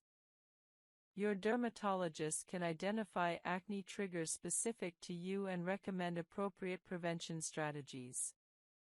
They can also recommend or perform professional treatments like chemical peels, laser therapy, or extraction that aren't accessible outside dermatology. Finding a good dermatologist matters. Ask for referrals from your primary care doctor, friends, or family. Check online reviews and credentials. During your first visit, assess whether the dermatologist listens to your concerns, explains treatments thoroughly, and seems genuinely interested in helping you. A good dermatologist-patient relationship improves treatment outcomes. Guide 17, Treating Rosacea, Seborrheic Dermatitis, and Other Acne-like Conditions. Several skin conditions mimic acne but require different treatments. Misdiagnosis leads to inappropriate treatment and worsening of the underlying condition. Understanding these conditions helps ensure proper diagnosis and effective treatment. Rosacea is a chronic inflammatory condition characterized by facial flushing, persistent redness, small blood vessels, and sometimes pustules. Unlike acne, rosacea typically doesn't involve comedones and occurs more commonly in adults over 30. Rosacea is triggered by heat, spicy foods, alcohol, stress, and certain skincare products. Treatment focuses on trigger avoidance and skin barrier repair rather than bacterial killing. Dietary changes. Hormonal changes. Identifying changes allows you to troubleshoot. Sometimes a simple adjustment, returning to a previous moisturizer, increasing stress management, or addressing dietary changes, restores clarity. For women, track your menstrual cycle and acne patterns indefinitely. If hormonal patterns are evident, you can prepare in advance during high-risk times with more aggressive treatment or preventative actions. Update your routine periodically based on new information. Skincare science evolves, new evidence-based ingredients and treatments emerge. While your core routine remains consistent, you might incorporate new additions. For example, if you weren't using sunscreen consistently but learn about new photostable sunscreen formulations, adding a good sunscreen enhances your results. However, don't constantly change your routine chasing new trends. Consistency matters far more than having the newest products. Have a plan if major breakout recurs. If despite your best efforts you experience significant acne recurrence, don't panic or feel you've failed. Contact your dermatologist to identify what changed and resume professional treatment if necessary. Sometimes life circumstances, severe stress, hormonal changes, medications, require adjusting your treatment approach. Your dermatologist can help. Celebrate achieving clear skin. Reaching this point likely required significant effort and patience. Recognize the achievement and the work that got you there. This perspective helps maintain motivation for long-term maintenance. Guide 20. Integrating all components, your complete personalized acne treatment and maintenance blueprint. After understanding individual components of acne treatment, integrating them into a comprehensive, personalized blueprint is essential. No single treatment works for everyone. Your specific acne type, skin characteristics, and lifestyle factors should guide your approach. Step 1. Accurately identify your acne type. Do you have comedonal acne, blackheads and whiteheads? Inflammatory acne, red pimples? Hormonal acne, deep cystic lesions around your jawline during specific times? Severe acne involving all types? Your acne type guides treatment selection. Comedonal acne responds best to salicylic acid exfoliation. Inflammatory acne responds best to benzoyl peroxide. Hormonal acne often requires systemic hormonal treatment. Severe mixed acne usually requires combination treatments and potentially professional intervention. Step 2. Assess acne severity. Mild acne, fewer than 20 comedones, fewer than 15 inflammatory lesions, no nodulocystic lesions, often responds adequately to topical treatments alone. Moderate acne, 20 to 100 comedones, 15 to 50 inflammatory lesions, no nodulocystic lesions, typically requires combination topical treatments, possibly with professional treatments. Severe acne, extensive lesions, numerous nodulocystic lesions, usually require systemic treatment including oral antibiotics, hormonal treatments, or potentially isotretinoin. Step 3. Consider your lifestyle factors. Are you comfortable with multiple daily skincare steps? Can you prioritize sleep and stress management? Will you maintain consistency? These practical factors determine whether complex multi-step routines are realistic for you. Some people thrive with detailed routines, others do better with simplified approaches. Step 4. Design your core routine.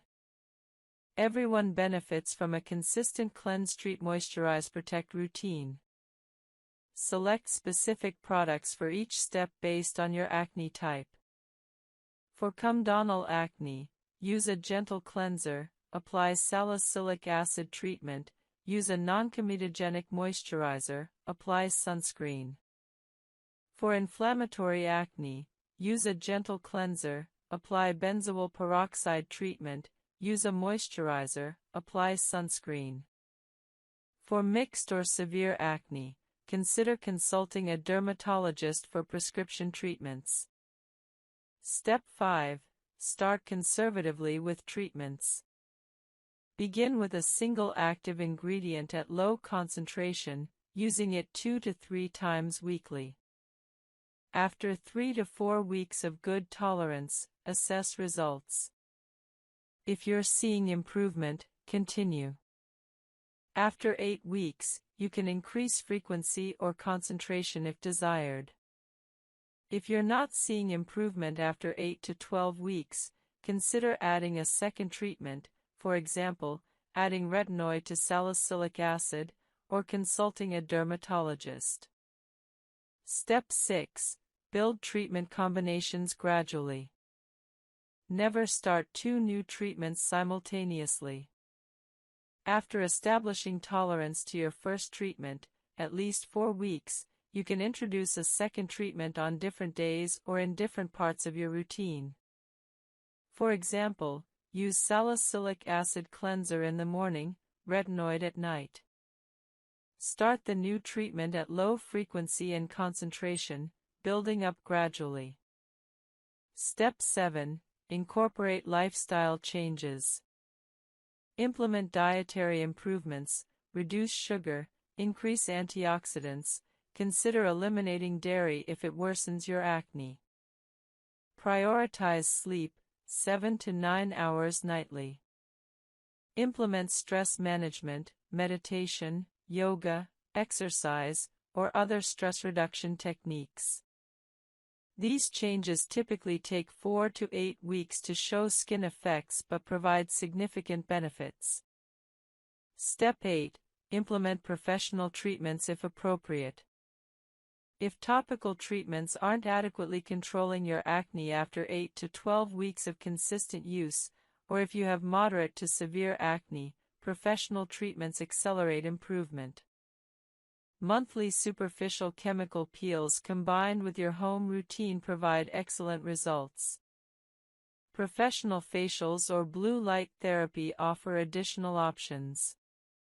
Step 9. Adjust for your specific factors. If you're a woman with hormonal acne, discuss hormonal treatments, oral contraceptives, spironolactone, with your gynecologist or dermatologist.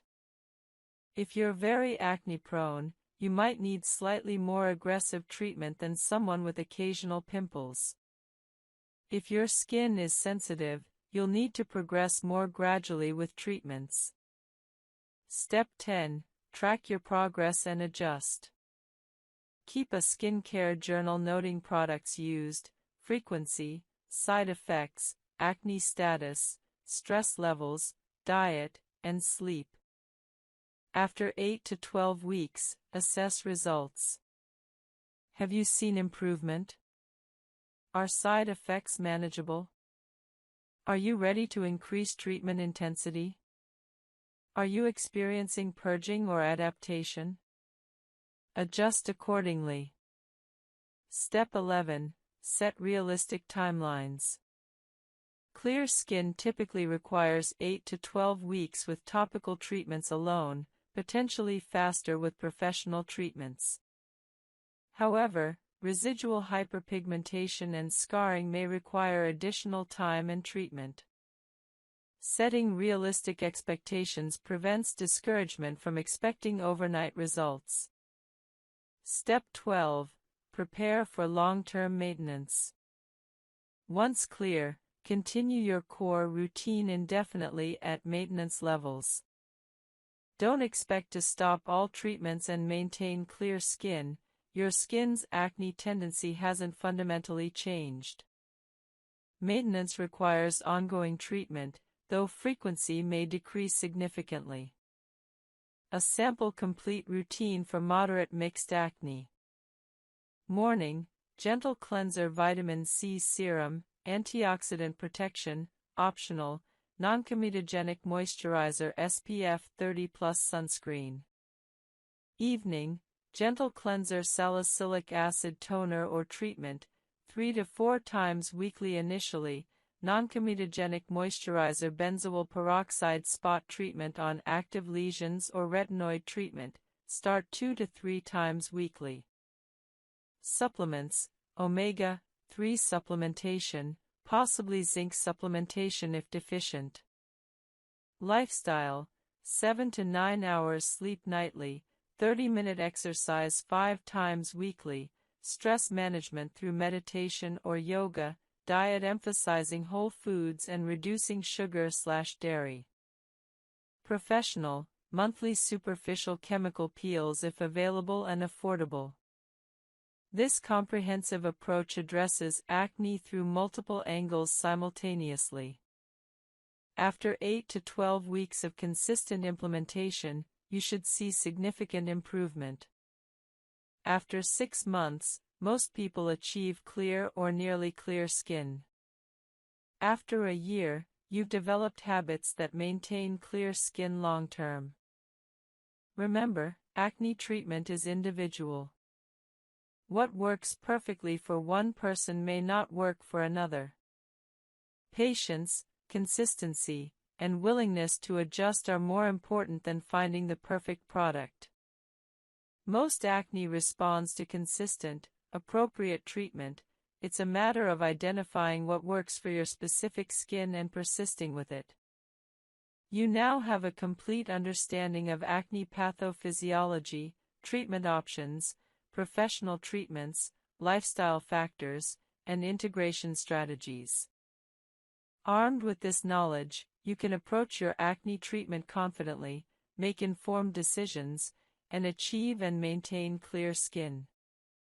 Your journey to clear skin is absolutely possible with proper treatment, professional guidance when needed, and consistent effort over time. Commit to the process, trust in evidence-based treatments, and clear skin will follow. 20 Advanced Skin Care and Acne Treatment Guides, Part 2. Each guide, 10 to 15 minutes reading time. Guide 21, Isotretinoin, Accutane, the definitive acne treatment for severe and resistant cases. Isotretinoin, commonly known by its former brand name Accutane, represents the most powerful acne treatment available. It's the only medication that can potentially cure acne permanently. However, its serious potential side effects mean it's reserved for severe, treatment-resistant acne and requires careful medical supervision. Understanding isotretinoin, its mechanism, effectiveness, requirements, and side effects, is essential for anyone considering this treatment. Isotretinoin is a vitamin A derivative, but far more potent than over-the-counter retinol or even prescription tretinoin. It works through multiple powerful mechanisms.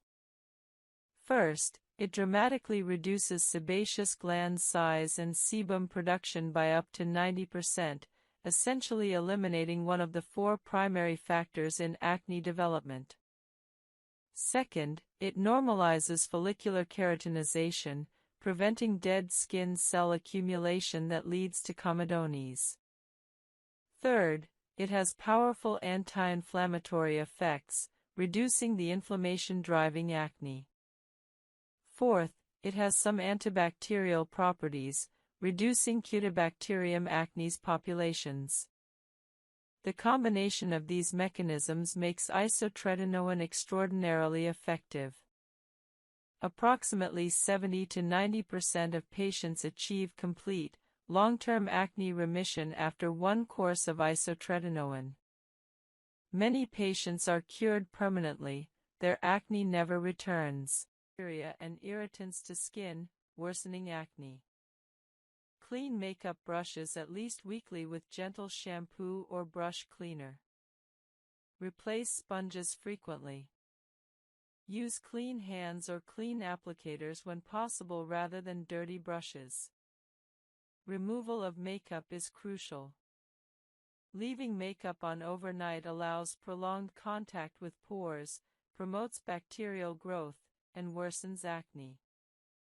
Thoroughly remove all makeup before bed using an appropriate makeup remover or cleansing oil, followed by your regular cleanser. Double cleansing, first with oil-based remover, then water-based cleanser, is particularly effective for completely removing makeup and sebum.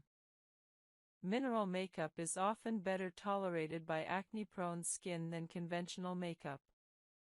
Mineral formulations use zinc oxide, titanium dioxide, and iron oxides as pigments without some of the potentially problematic ingredients in conventional cosmetics.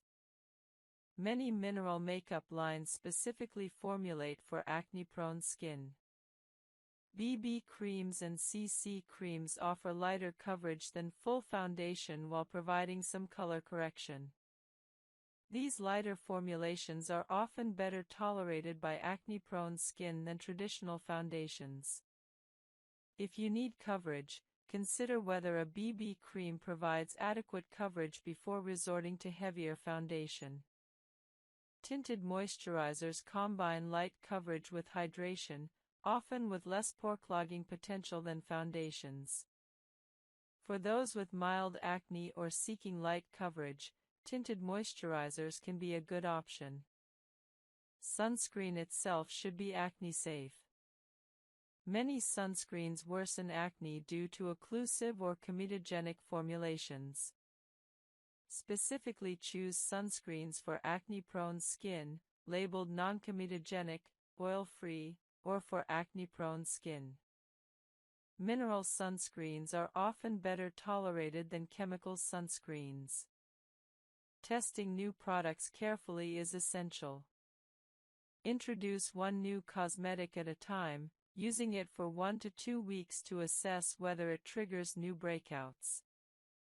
If breakouts appear, discontinue the product and wait for acne to resolve before trying a different product. Testing one product at a time allows you to identify which products your skin tolerates. Some people find that minimizing overall makeup use helps control acne more than finding the perfect acne-safe products. If you use makeup only when necessary rather than daily, less product contact with skin means fewer breakout triggers. Consider whether you actually need all the makeup you're using or whether you could achieve similar results with less product. Professional makeup application services for special events often use heavy product application techniques.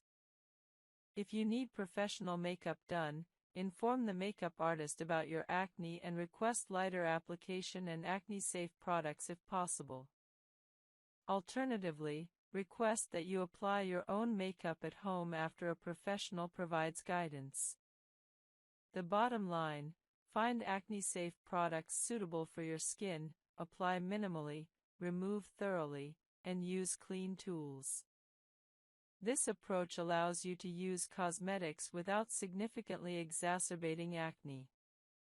Guide 30: Building your perfect personalized skincare routine, complete advanced framework. After understanding numerous acne treatments and supporting strategies, Integrating all this knowledge into a personalized, optimized skincare routine that works specifically for your skin is essential. This comprehensive framework guides you through creating your perfect routine. Step 1. Identify your specific acne profile. Are you primarily comedonal, blackheads, whiteheads? Inflammatory, red pimples, pustules? Hormonal, deep cystic lesions? Severe mixed type? Fungal acne? Acne cosmetica? Your acne type guides which treatments are most appropriate. Comedonal acne particularly benefits from salicylic acid. Inflammatory acne responds best to benzoyl peroxide. Hormonal acne often requires systemic hormonal treatment. Fungal acne requires antifungal treatments. Getting your acne type right prevents wasting time on ineffective treatments. Step 2. Assess your skin type and sensitivities. Is your skin oily, dry, combination, or balanced? Very sensitive or robust? Do you have history of allergic reactions? Do you have rosacea or other reactive conditions? This information determines which products and concentrations your skin tolerates. Sensitive skin requires gentler products, lower active ingredient concentrations, and slower introduction of new treatments. Oily skin tolerates stronger treatments and higher concentrations. Dry skin requires careful moisturizing even while using drying treatments. Step 3. Evaluate contributing factors. What worsens your acne? Stress? Hormonal cycles? Certain foods? Sleep deprivation? Specific products? Environmental factors? Identifying contributing factors allows you to address root causes alongside medical treatment. If stress worsens acne, stress management becomes part of your treatment. If hormonal cycles worsen acne, tracking cycles and timing treatment adjustments helps. Step 4. Set realistic timelines and goals.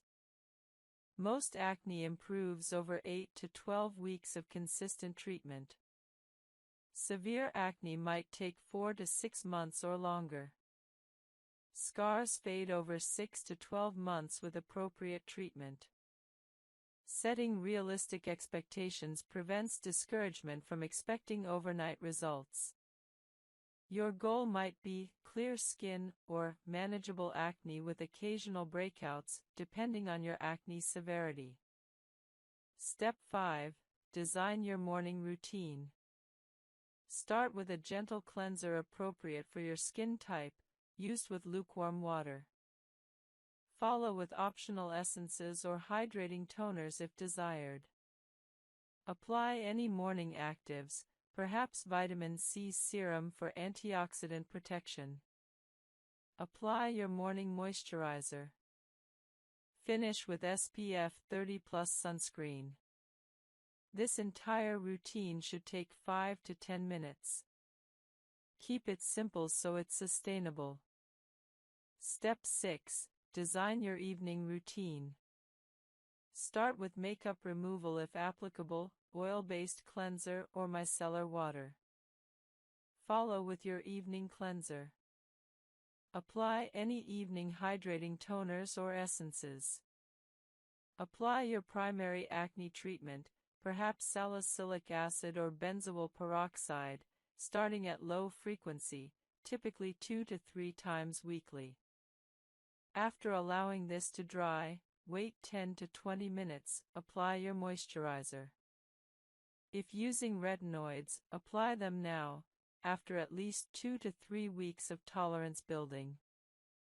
Optional, apply occlusive oil or balm as final step if your skin is dry. Step 7. Plan your treatment introduction sequence. Never introduce multiple new treatments simultaneously. Introduce your first active treatment, perhaps salicylic acid. Use it 2 to 3 times weekly for 3 to 4 weeks, then reassess. If tolerating well and seeing some improvement, after 4 weeks consider introducing a second active, perhaps benzoyl peroxide on different days/times. Build your routine gradually over 8 to 12 weeks. This patience is rewarded with better long-term results than aggressive starting. Step 8. Plan adjustments based on response. After 8 to 12 weeks of consistent treatment, reassess. Is acne improving? Are side effects manageable? Do you need to increase treatment intensity? Based on your assessment, you might increase frequency of treatments, increase concentration, add another treatment, or make other adjustments. However, only adjust one variable at a time so you know what caused any changes. Step 9. Incorporate lifestyle factors. Alongside your skincare routine, implement dietary changes, reduce sugar, increase antioxidants, perhaps reduce dairy. Prioritize sleep, 7 to 9 hours nightly. Implement stress management, meditation, exercise, or your preferred method. These factors take 4 to 8 weeks to show skin effects but provide significant benefits. Step 10. Plan professional treatments if appropriate. If after 12 weeks of diligent home care your acne hasn't adequately improved, consider professional treatments like chemical peels, laser, or blue light therapy. Monthly professional treatments combined with home care often produce better results than home care alone for moderate to severe acne. Step 11. Plan long-term maintenance. Once your acne clears, identify which treatments were essential for your success and continue them at maintenance levels. Your maintenance routine might be simpler than your treatment routine, perhaps just retinoid at night and sunscreen during the day, but it should continue indefinitely to prevent acne recurrence. Step 12. Build flexibility for adjustments. Your perfect routine isn't static. Seasonal changes, life stress changes, hormonal cycles, and other factors might necessitate routine adjustments. Have a plan for intensifying treatment during high-risk times, increased stress, menstrual cycle high-risk phase. Be willing to adjust your routine based on your skin's response rather than rigidly sticking to something not working.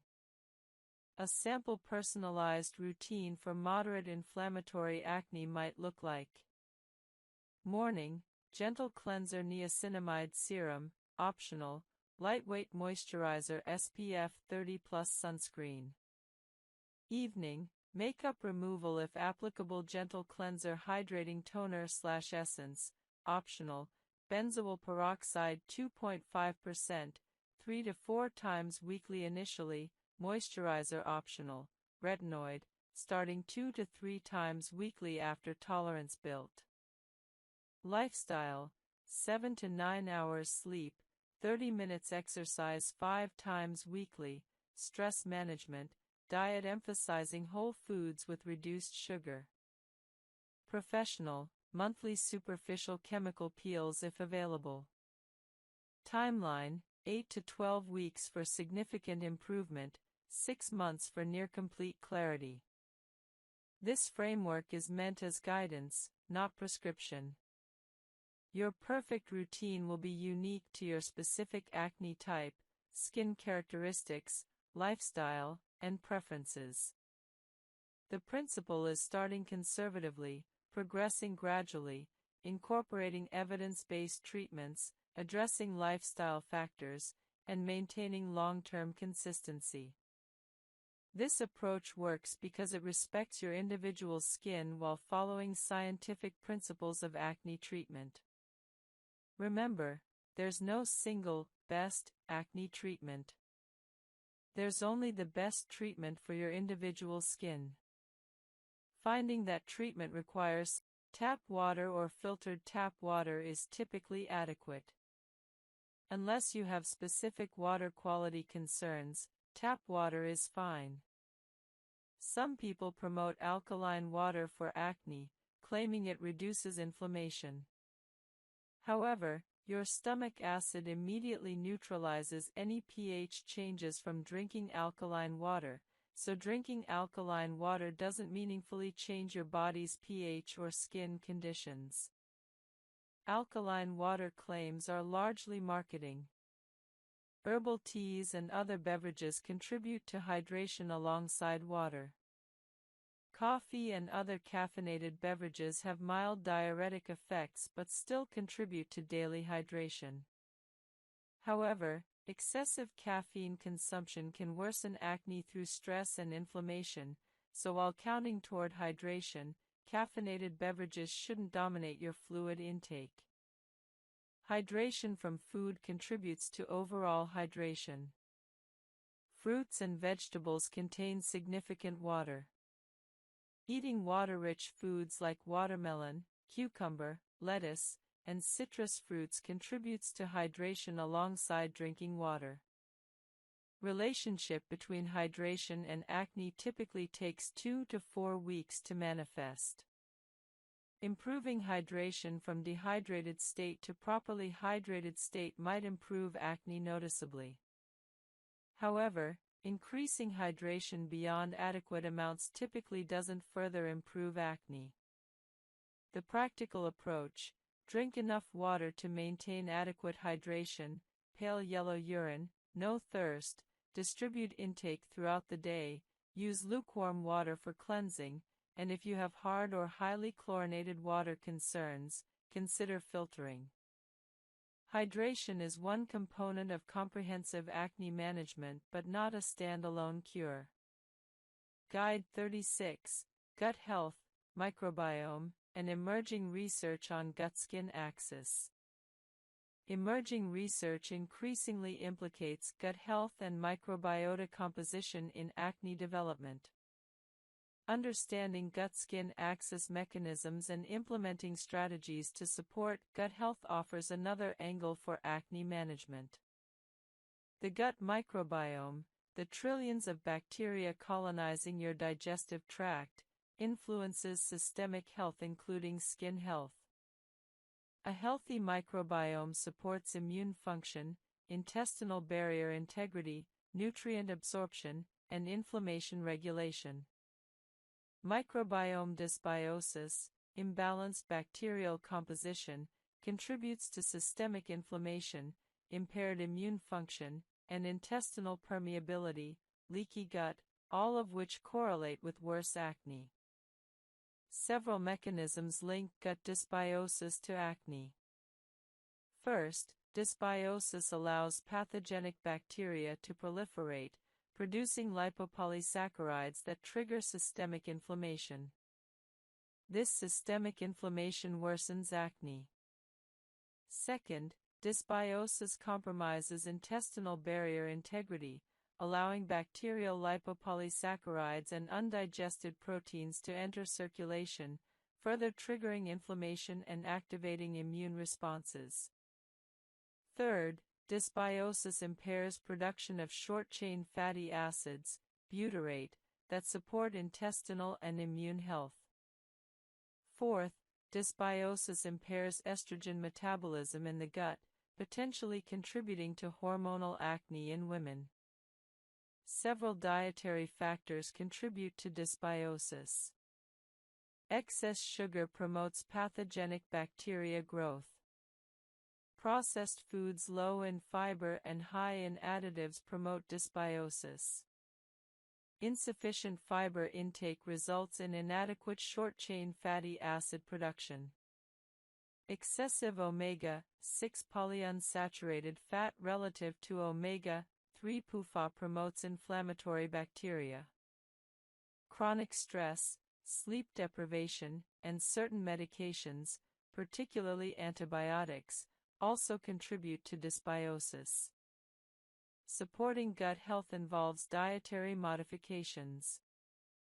Increasing fiber intake through whole grains, vegetables, legumes, and fruits promotes beneficial bacteria that produce short-chain fatty acids.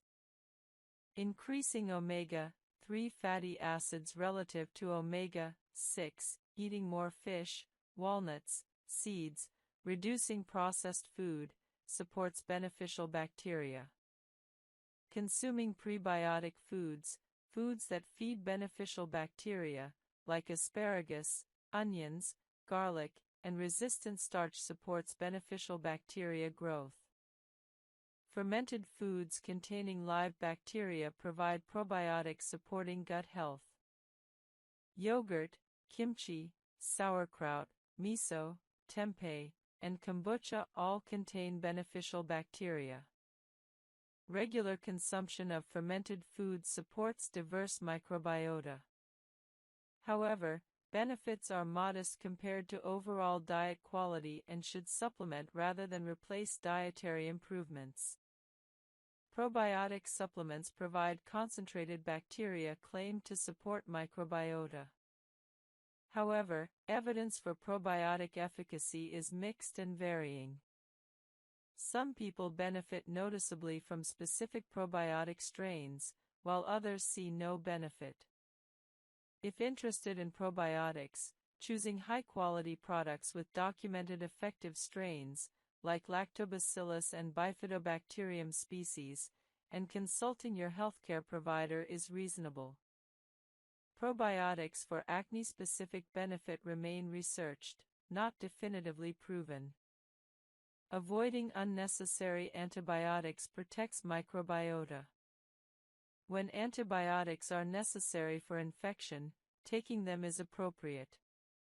However, demanding antibiotics for viral infections, which antibiotics don't treat, harms your microbiota unnecessarily.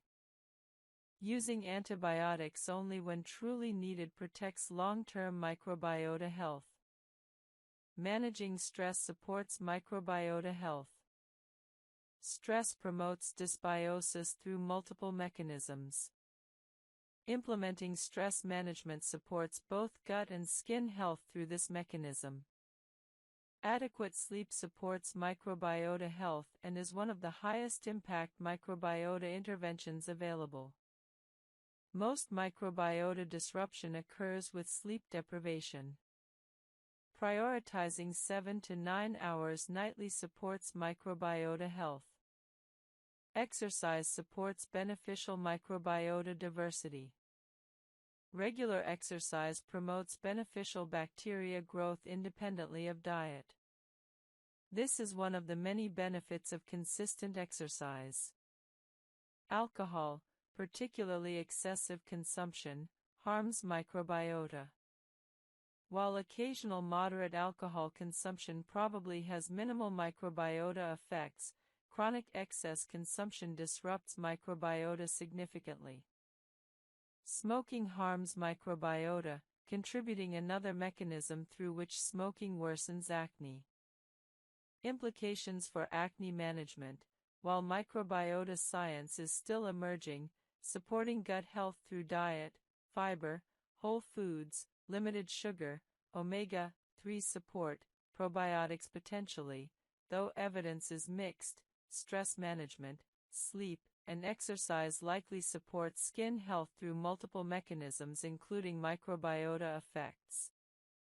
These interventions support overall health beyond just acne, making them worthwhile even though direct acne benefit is still being researched. Guide 37, Hormonal Testing, Evaluation, and When to Pursue Endocrine Assessment for Acne. For women with hormonal acne, pursuing endocrine evaluation can identify underlying hormonal imbalances enabling targeted treatment.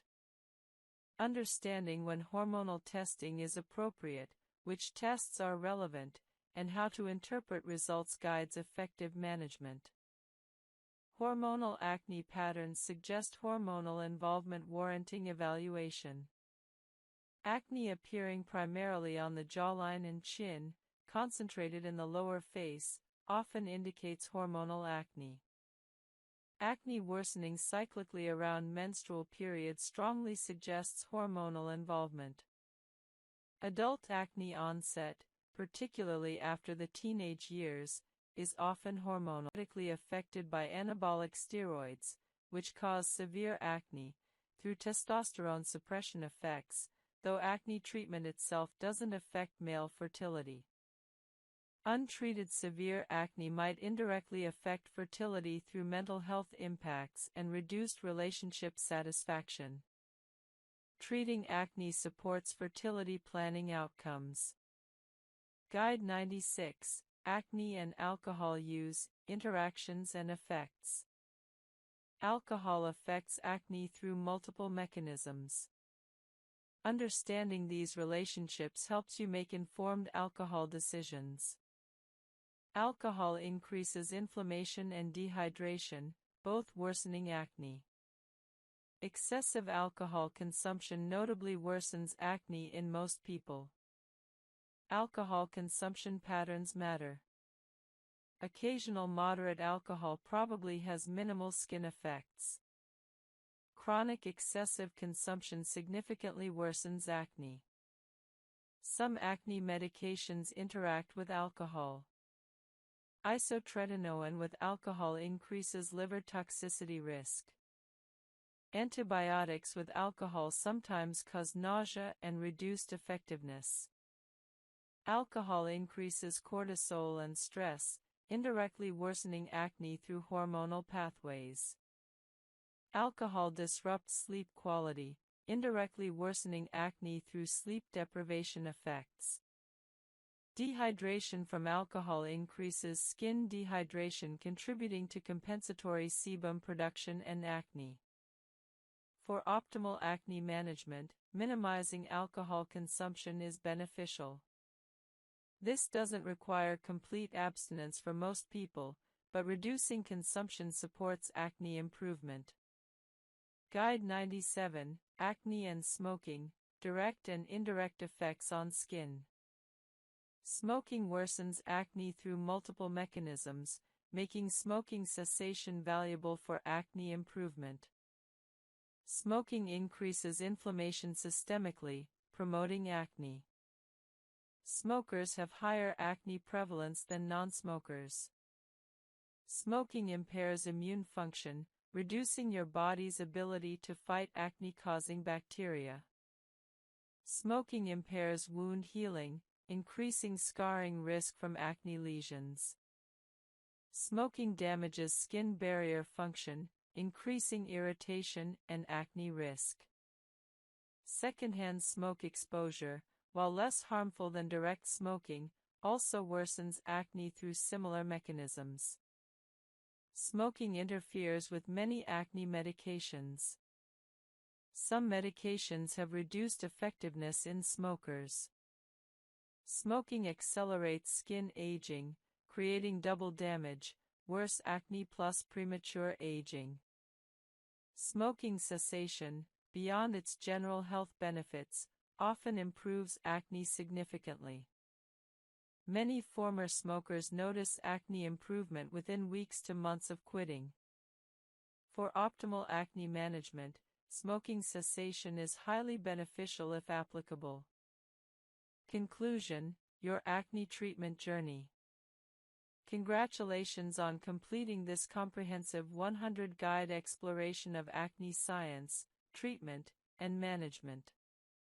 You now possess extensive knowledge spanning from basic acne biology through emerging treatments and personalized optimization strategies. Remember these core principles as you move forward. 1. Acne is treatable. Whatever your acne severity, treatment exists. You can achieve clear skin. 2. Consistency matters more than perfection. Maintaining a routine 90% of the time beats perfect adherence for 2 months than abandonment. 3. Your acne is unique. Treatments that work for others might not work for you, and vice versa. Personalizing based on your response is important. 4. Professional help is valuable.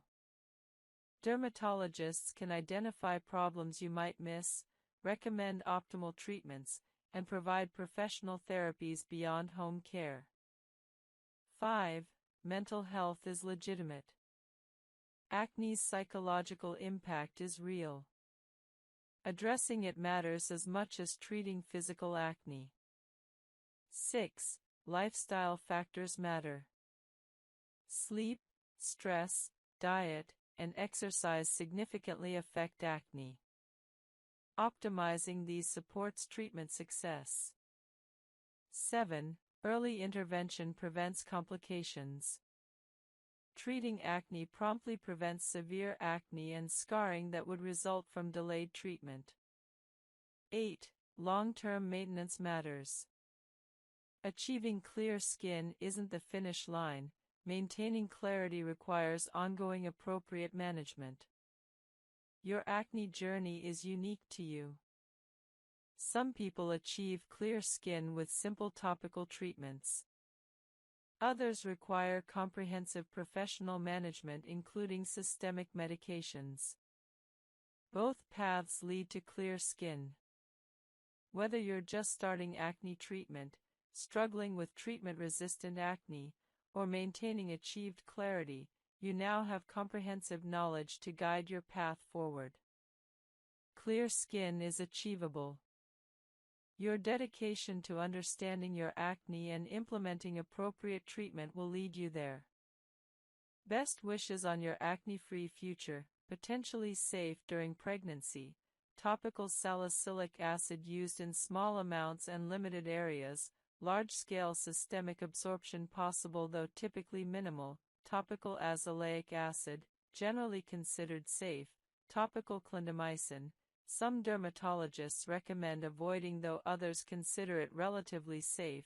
Sulfur-based products, considered relatively safe historically. Most conservative approach during pregnancy, gentle cleansing only, avoiding all active acne treatments unless absolutely necessary. Many dermatologists recommend waiting to treat acne aggressively until after pregnancy or after breastfeeding concludes if planning to breastfeed. If acne must be treated during pregnancy due to severity or psychological impact, consultation with both your obstetrician and dermatologist ensures treatments are appropriately selected based on risk-benefit analysis specific to your pregnancy. Sometimes treating severe acne is justified despite medication risks if the psychological impact is severe. Post-pregnancy acne sometimes occurs as hormones shift after delivery.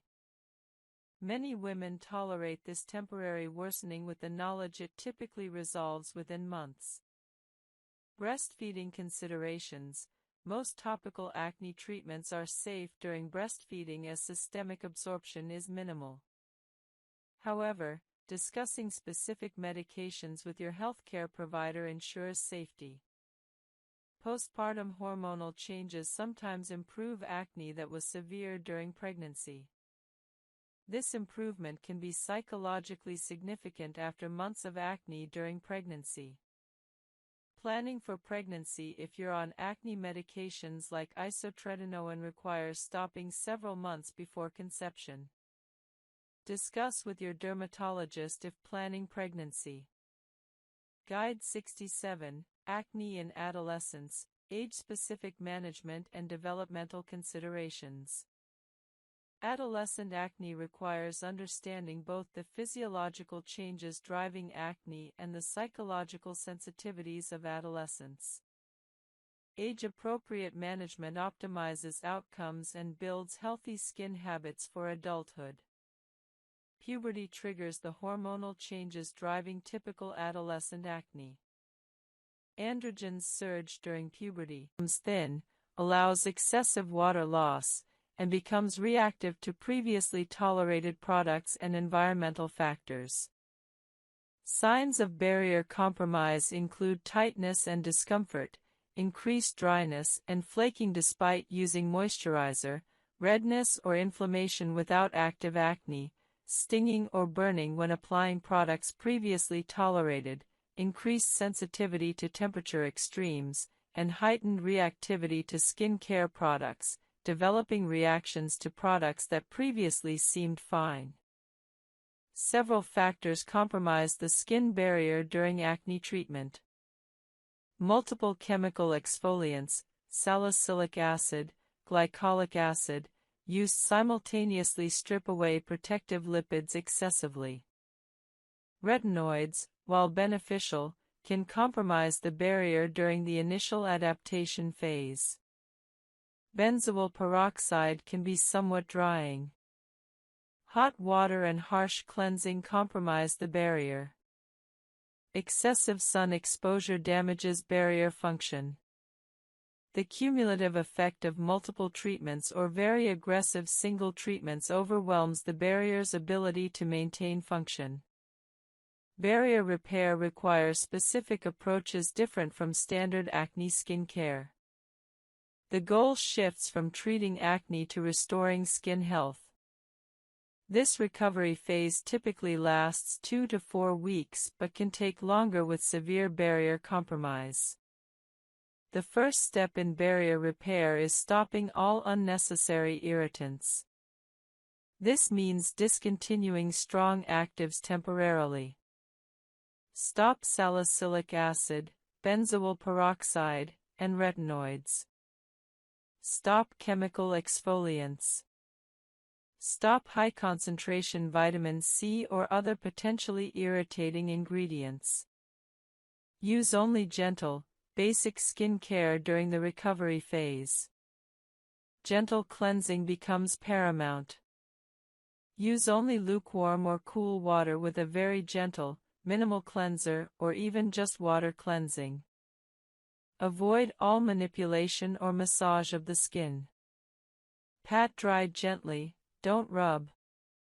Minimize cleansing time, wash quickly and gently rather than scrubbing or massaging. Lipid-rich moisturizing is essential. Your barrier needs ceramides, cholesterol, and fatty acids. Moisturizers containing these lipids support barrier repair. Apply moisturizer to slightly damp skin immediately after cleansing to lock in hydration. Use generous amounts, don't skimp on moisturizer during barrier repair. Many people find that using moisturizer 3 to 4 times daily during barrier repair accelerates recovery compared to twice daily application. Humectant-rich products maintain skin hydration. Ingredients like hyaluronic acid, glycerin, and squalane draw water into the skin, supporting hydration during barrier repair. Many hydrating serums or essences contain these ingredients. Apply these before your moisturizer to layer hydration. Some people benefit from occlusive products during barrier repair. An occlusive final layer locks moisture into skin. Facial oils, jojoba, squalane, or balms create an occlusive layer over your moisturizer. This is particularly helpful at night when you're not exposed to environmental stressors. Centella asiatica, 𝒂𝒂𝒄𝒊𝒂𝒍, is a botanical ingredient that supports skin barrier repair through multiple mechanisms. It strengthens the barrier, reduces inflammation, and promotes skin resilience. Many products now contain 𝒂𝒂𝒄𝒊𝒂𝒍 for its barrier-supportive properties. Using a 𝒂𝒂𝒄-containing product during barrier repair can accelerate recovery. Avoid all environmental stressors during barrier repair. Don't expose skin to extreme temperatures, hot showers, very cold weather. Use a humidifier to maintain ambient humidity, as dry air worsens barrier compromise. Avoid air conditioning when possible, it's drying, or use a humidifier to counteract its effects. Protect skin from sun exposure. Wear sun protection even though you're not using UV sensitizing treatments. Avoid actives and potential irritants completely during barrier repair. This means no vitamin C, no niacinamide in high concentrations, no peptides, no strong antioxidants. Even gentle ingredients might irritate severely compromised skin. Stick to cleanse, hydrate, moisturize, protect as your only routine. Timeline for barrier recovery typically takes 2 to 4 weeks. By week 1, you should notice reduced tightness and reactivity. By week 2, increased tolerance and reduced dryness. By week 3 to 4, most barrier compromise resolves. However, severely compromised barriers might take 6 to 8 weeks for complete recovery. During barrier recovery, you can still protect your skin from future acne. Using SPF 30+ sunscreen is essential and doesn't compromise recovery. In fact, it supports it by protecting your recovering skin. Sunscreen should be your only active product during this phase.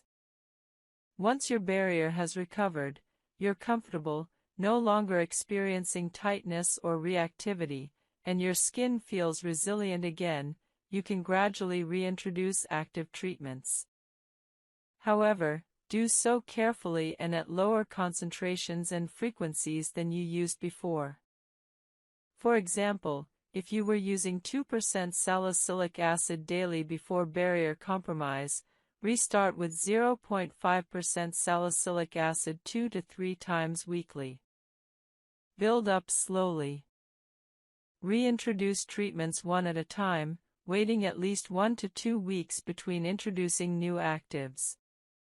For example, reintroduce salicylic acid first, wait 2 weeks to ensure tolerance, then introduce benzoyl peroxide if desired. This sequential approach prevents recompromising your barrier. The barrier repair phase teaches valuable lessons about acne treatment. It emphasizes that more aggressive treatment isn't always better. Often, moderate treatment applied consistently yields better long-term results than aggressive treatment causing barrier compromise requiring recovery phases. Maintaining a healthy barrier improves overall skin health and can actually improve acne outcomes by supporting skin function. Some people find that once their barrier recovers, they can maintain clear skin with gentler treatment than they used before barrier compromise. For example, someone might have needed 2% salicylic acid daily and benzoyl peroxide to control acne, but after barrier recovery and switching to gentler 0.5 to 1% salicylic acid with retinoid maintenance, their acne stays controlled. This suggests that excessive barrier compromise actually worsened acne by disrupting skin function. Prevention is better than recovery. From the start of acne treatment, use appropriate concentrations and frequencies, incorporate moisturizing and barrier support, and listen to your skin's signals. If your skin is becoming very dry, tight, or reactive, reduce treatment intensity rather than continuing and causing more barrier damage. Long-term consistency matters more than short-term intensity. Guide 27.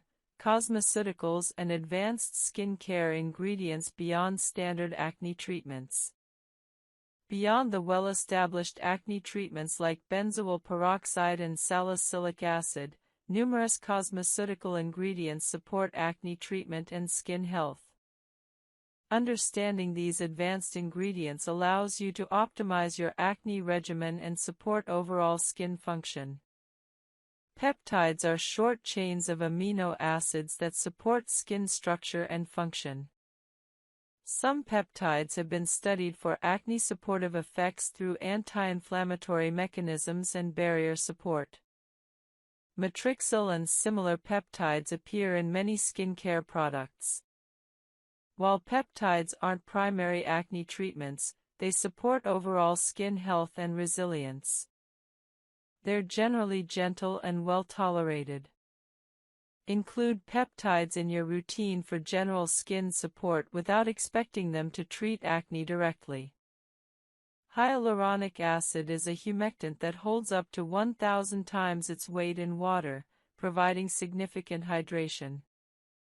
While it doesn't treat acne, maintaining proper hydration through hyaluronic acid improves skin function and barrier health. Using hyaluronic acid serums or moisturizers provides hydration support for acne-prone skin. Squalane is a lightweight oil that mimics skin's natural sebum without being comedogenic in most individuals. It provides hydration and lipid support for barrier function. Squalane is particularly useful for acne-prone skin that needs lipid support without the pore-clogging risk of heavier oils. A few drops of squalane can be added to moisturizer or serum for enhanced hydration.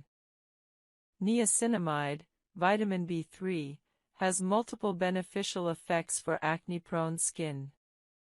It has mild antibacterial and Recurrent acne after previous isotretinoin course might be retreated with isotretinoin, though some dermatologists reserve retreatment for specific circumstances.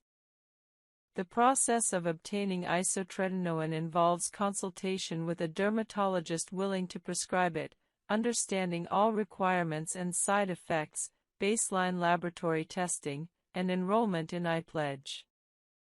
For women, establishing contraception plan is necessary. Once established on isotretinoin, compliance with monthly visits and laboratory tests is mandatory. Non-compliance results in treatment discontinuation. Cost is a consideration. Isotretinoin itself is relatively inexpensive. The original brand Accutane is expensive, but generic isotretinoin is affordable. However, the required monthly visits and laboratory tests add significant cost. Insurance typically covers isotretinoin for severe acne, but coverage varies. Discussing cost with your dermatologist before starting is important. Results from isotretinoin are remarkable. Most patients experience dramatic acne improvement within 1 to 2 months, with near-complete clearance by 3 to 4 months. The persistence of results years after treatment completion is what makes isotretinoin special. Most other treatments require ongoing use for results to persist. Post-isotretinoin skin care involves using gentle products, as skin is often more sensitive after treatment. Many patients can use minimal skin care after isotretinoin, though some benefit from occasional retinoid maintenance to prevent any acne recurrence. Most patients can essentially stop acne-focused skin care and use only basic skin care and sunscreen. Isotretinoin should not be your first treatment. Attempting appropriate topical treatments, salicylic acid, benzoyl peroxide, retinoids, and potentially oral antibiotics for several months should precede isotretinoin consideration. However, if you have severe acne causing scarring risk or significant distress, don't suffer for years without considering isotretinoin. Discuss it with your dermatologist if you have severe, resistant acne. Guide 22, Oral Antibiotics for Acne, Types, Mechanisms, Resistance, and Long-Term Management. Oral antibiotics have been acne treatment staples for decades, effectively controlling moderate to severe inflammatory acne. Understanding antibiotic options, their effectiveness, the critical issue of antibiotic resistance, and appropriate usage patterns is essential for optimal acne treatment. Oral antibiotics treat acne through multiple mechanisms. First, they kill Cutibacterium acnes bacteria, reducing bacterial colonization in follicles. Second, at acne-treating doses, they have significant anti-inflammatory effects beyond their antibacterial properties. Third, they can reduce lipase production, an enzyme that increases sebum irritancy, decreasing acne inflammation. The combination of these effects makes antibiotics highly effective for inflammatory acne. Doxycycline is the most commonly prescribed oral antibiotic for acne. It's effective, relatively inexpensive, and generally well tolerated. Typical dosing is 100 mg once or twice daily. Doxycycline has additional anti-inflammatory effects beyond its antibacterial action, partly explaining its effectiveness for acne. However, doxycycline has notable drawbacks. It can cause photosensitivity, sun sensitivity, so strict sunscreen use is essential during treatment. It can cause esophageal irritation if not taken properly, requiring taking it upright with significant water and not lying down for 30 minutes afterward. Some women experience vaginal yeast infections due to disruption of normal bacterial flora. Birth control pill effectiveness can be reduced by doxycycline in some individuals, requiring backup contraception. Minocycline is an alternative tetracycline antibiotic with similar effectiveness to doxycycline. It's lipophilic, fat-soluble, allowing it to penetrate sebaceous glands well. Minocycline can cause blue discoloration of skin and mucous membranes with long-term use. While this is reversible upon discontinuation, it's an undesirable potential side effect. Minocycline also has slightly higher risks of drug-induced lupus and autoimmune hepatitis compared to doxycycline, though these are rare. Many dermatologists now prefer doxycycline over minocycline due to these considerations. Azithromycin is a macrolide antibiotic sometimes used for acne. It's taken at lower doses than typical infection-treating doses, 250 mg 3 times weekly. Azithromycin has strong anti-inflammatory effects. However, Cutibacterium acnes resistance to azithromycin is increasingly common, making it less reliable than tetracyclines. Azithromycin is often reserved for patients who cannot tolerate tetracyclines. Trimethoprim sulfamethoxazole, TMPSMX, is a combination antibiotic occasionally used for acne, particularly in patients who cannot tolerate tetracyclines. However, it's less effective than tetracyclines and has higher allergy rates, limiting its use. Combining retinoids with other acne treatments provides advanced results. After retinoid tolerance is established, typically 8 to 12 weeks, carefully introducing benzoyl peroxide on different days, perhaps retinoid at night, benzoyl peroxide in the morning or on different evenings, can enhance overall acne control. However, this requires careful management. Combining retinoids with strong treatments too early in the process causes excessive irritation. Wait until you're using retinoids nightly without significant irritation before attempting combination with benzoyl peroxide. Combining salicylic acid with retinoids requires similar caution. Both are exfoliating and somewhat irritating, so combining them immediately is unwise. After 8 to 12 weeks of stable retinoid use with good tolerance, you might use salicylic acid cleanser in the morning and retinoid at night. The salicylic acid provides daytime exfoliation and sebum control, while retinoid provides nighttime cellular turnover and anti-inflammatory benefits. Oral antibiotics plus retinoids represent an advanced combination for moderate inflammatory acne. The antibiotic controls bacterial inflammation while the retinoid addresses cellular turnover and sebaceous gland normalization. This combination is particularly effective for acne resistant to topical treatments alone. However, careful introduction is necessary. If possible, allow 4 to 8 weeks of antibiotic therapy before introducing retinoids, then start retinoids at low frequency and concentration. Hormonal treatments combined with topical treatments represent a synergistic approach for hormonal acne in women. Oral contraceptives or spironolactone address the hormonal root cause, while topical treatments manage surface acne manifestations. This combination often provides superior results to either approach alone. For example, a woman might be on spironolactone plus doxycycline plus benzoyl peroxide, addressing hormone regulation, bacterial factors, and inflammation simultaneously. Chemical peels combined with home treatments provide enhanced results. Monthly superficial chemical peels combined with daily topical acne treatments provide more dramatic results than either approach alone. The chemical peel removes surface impurities and promotes cellular turnover, while daily treatments maintain and enhance the peeling results.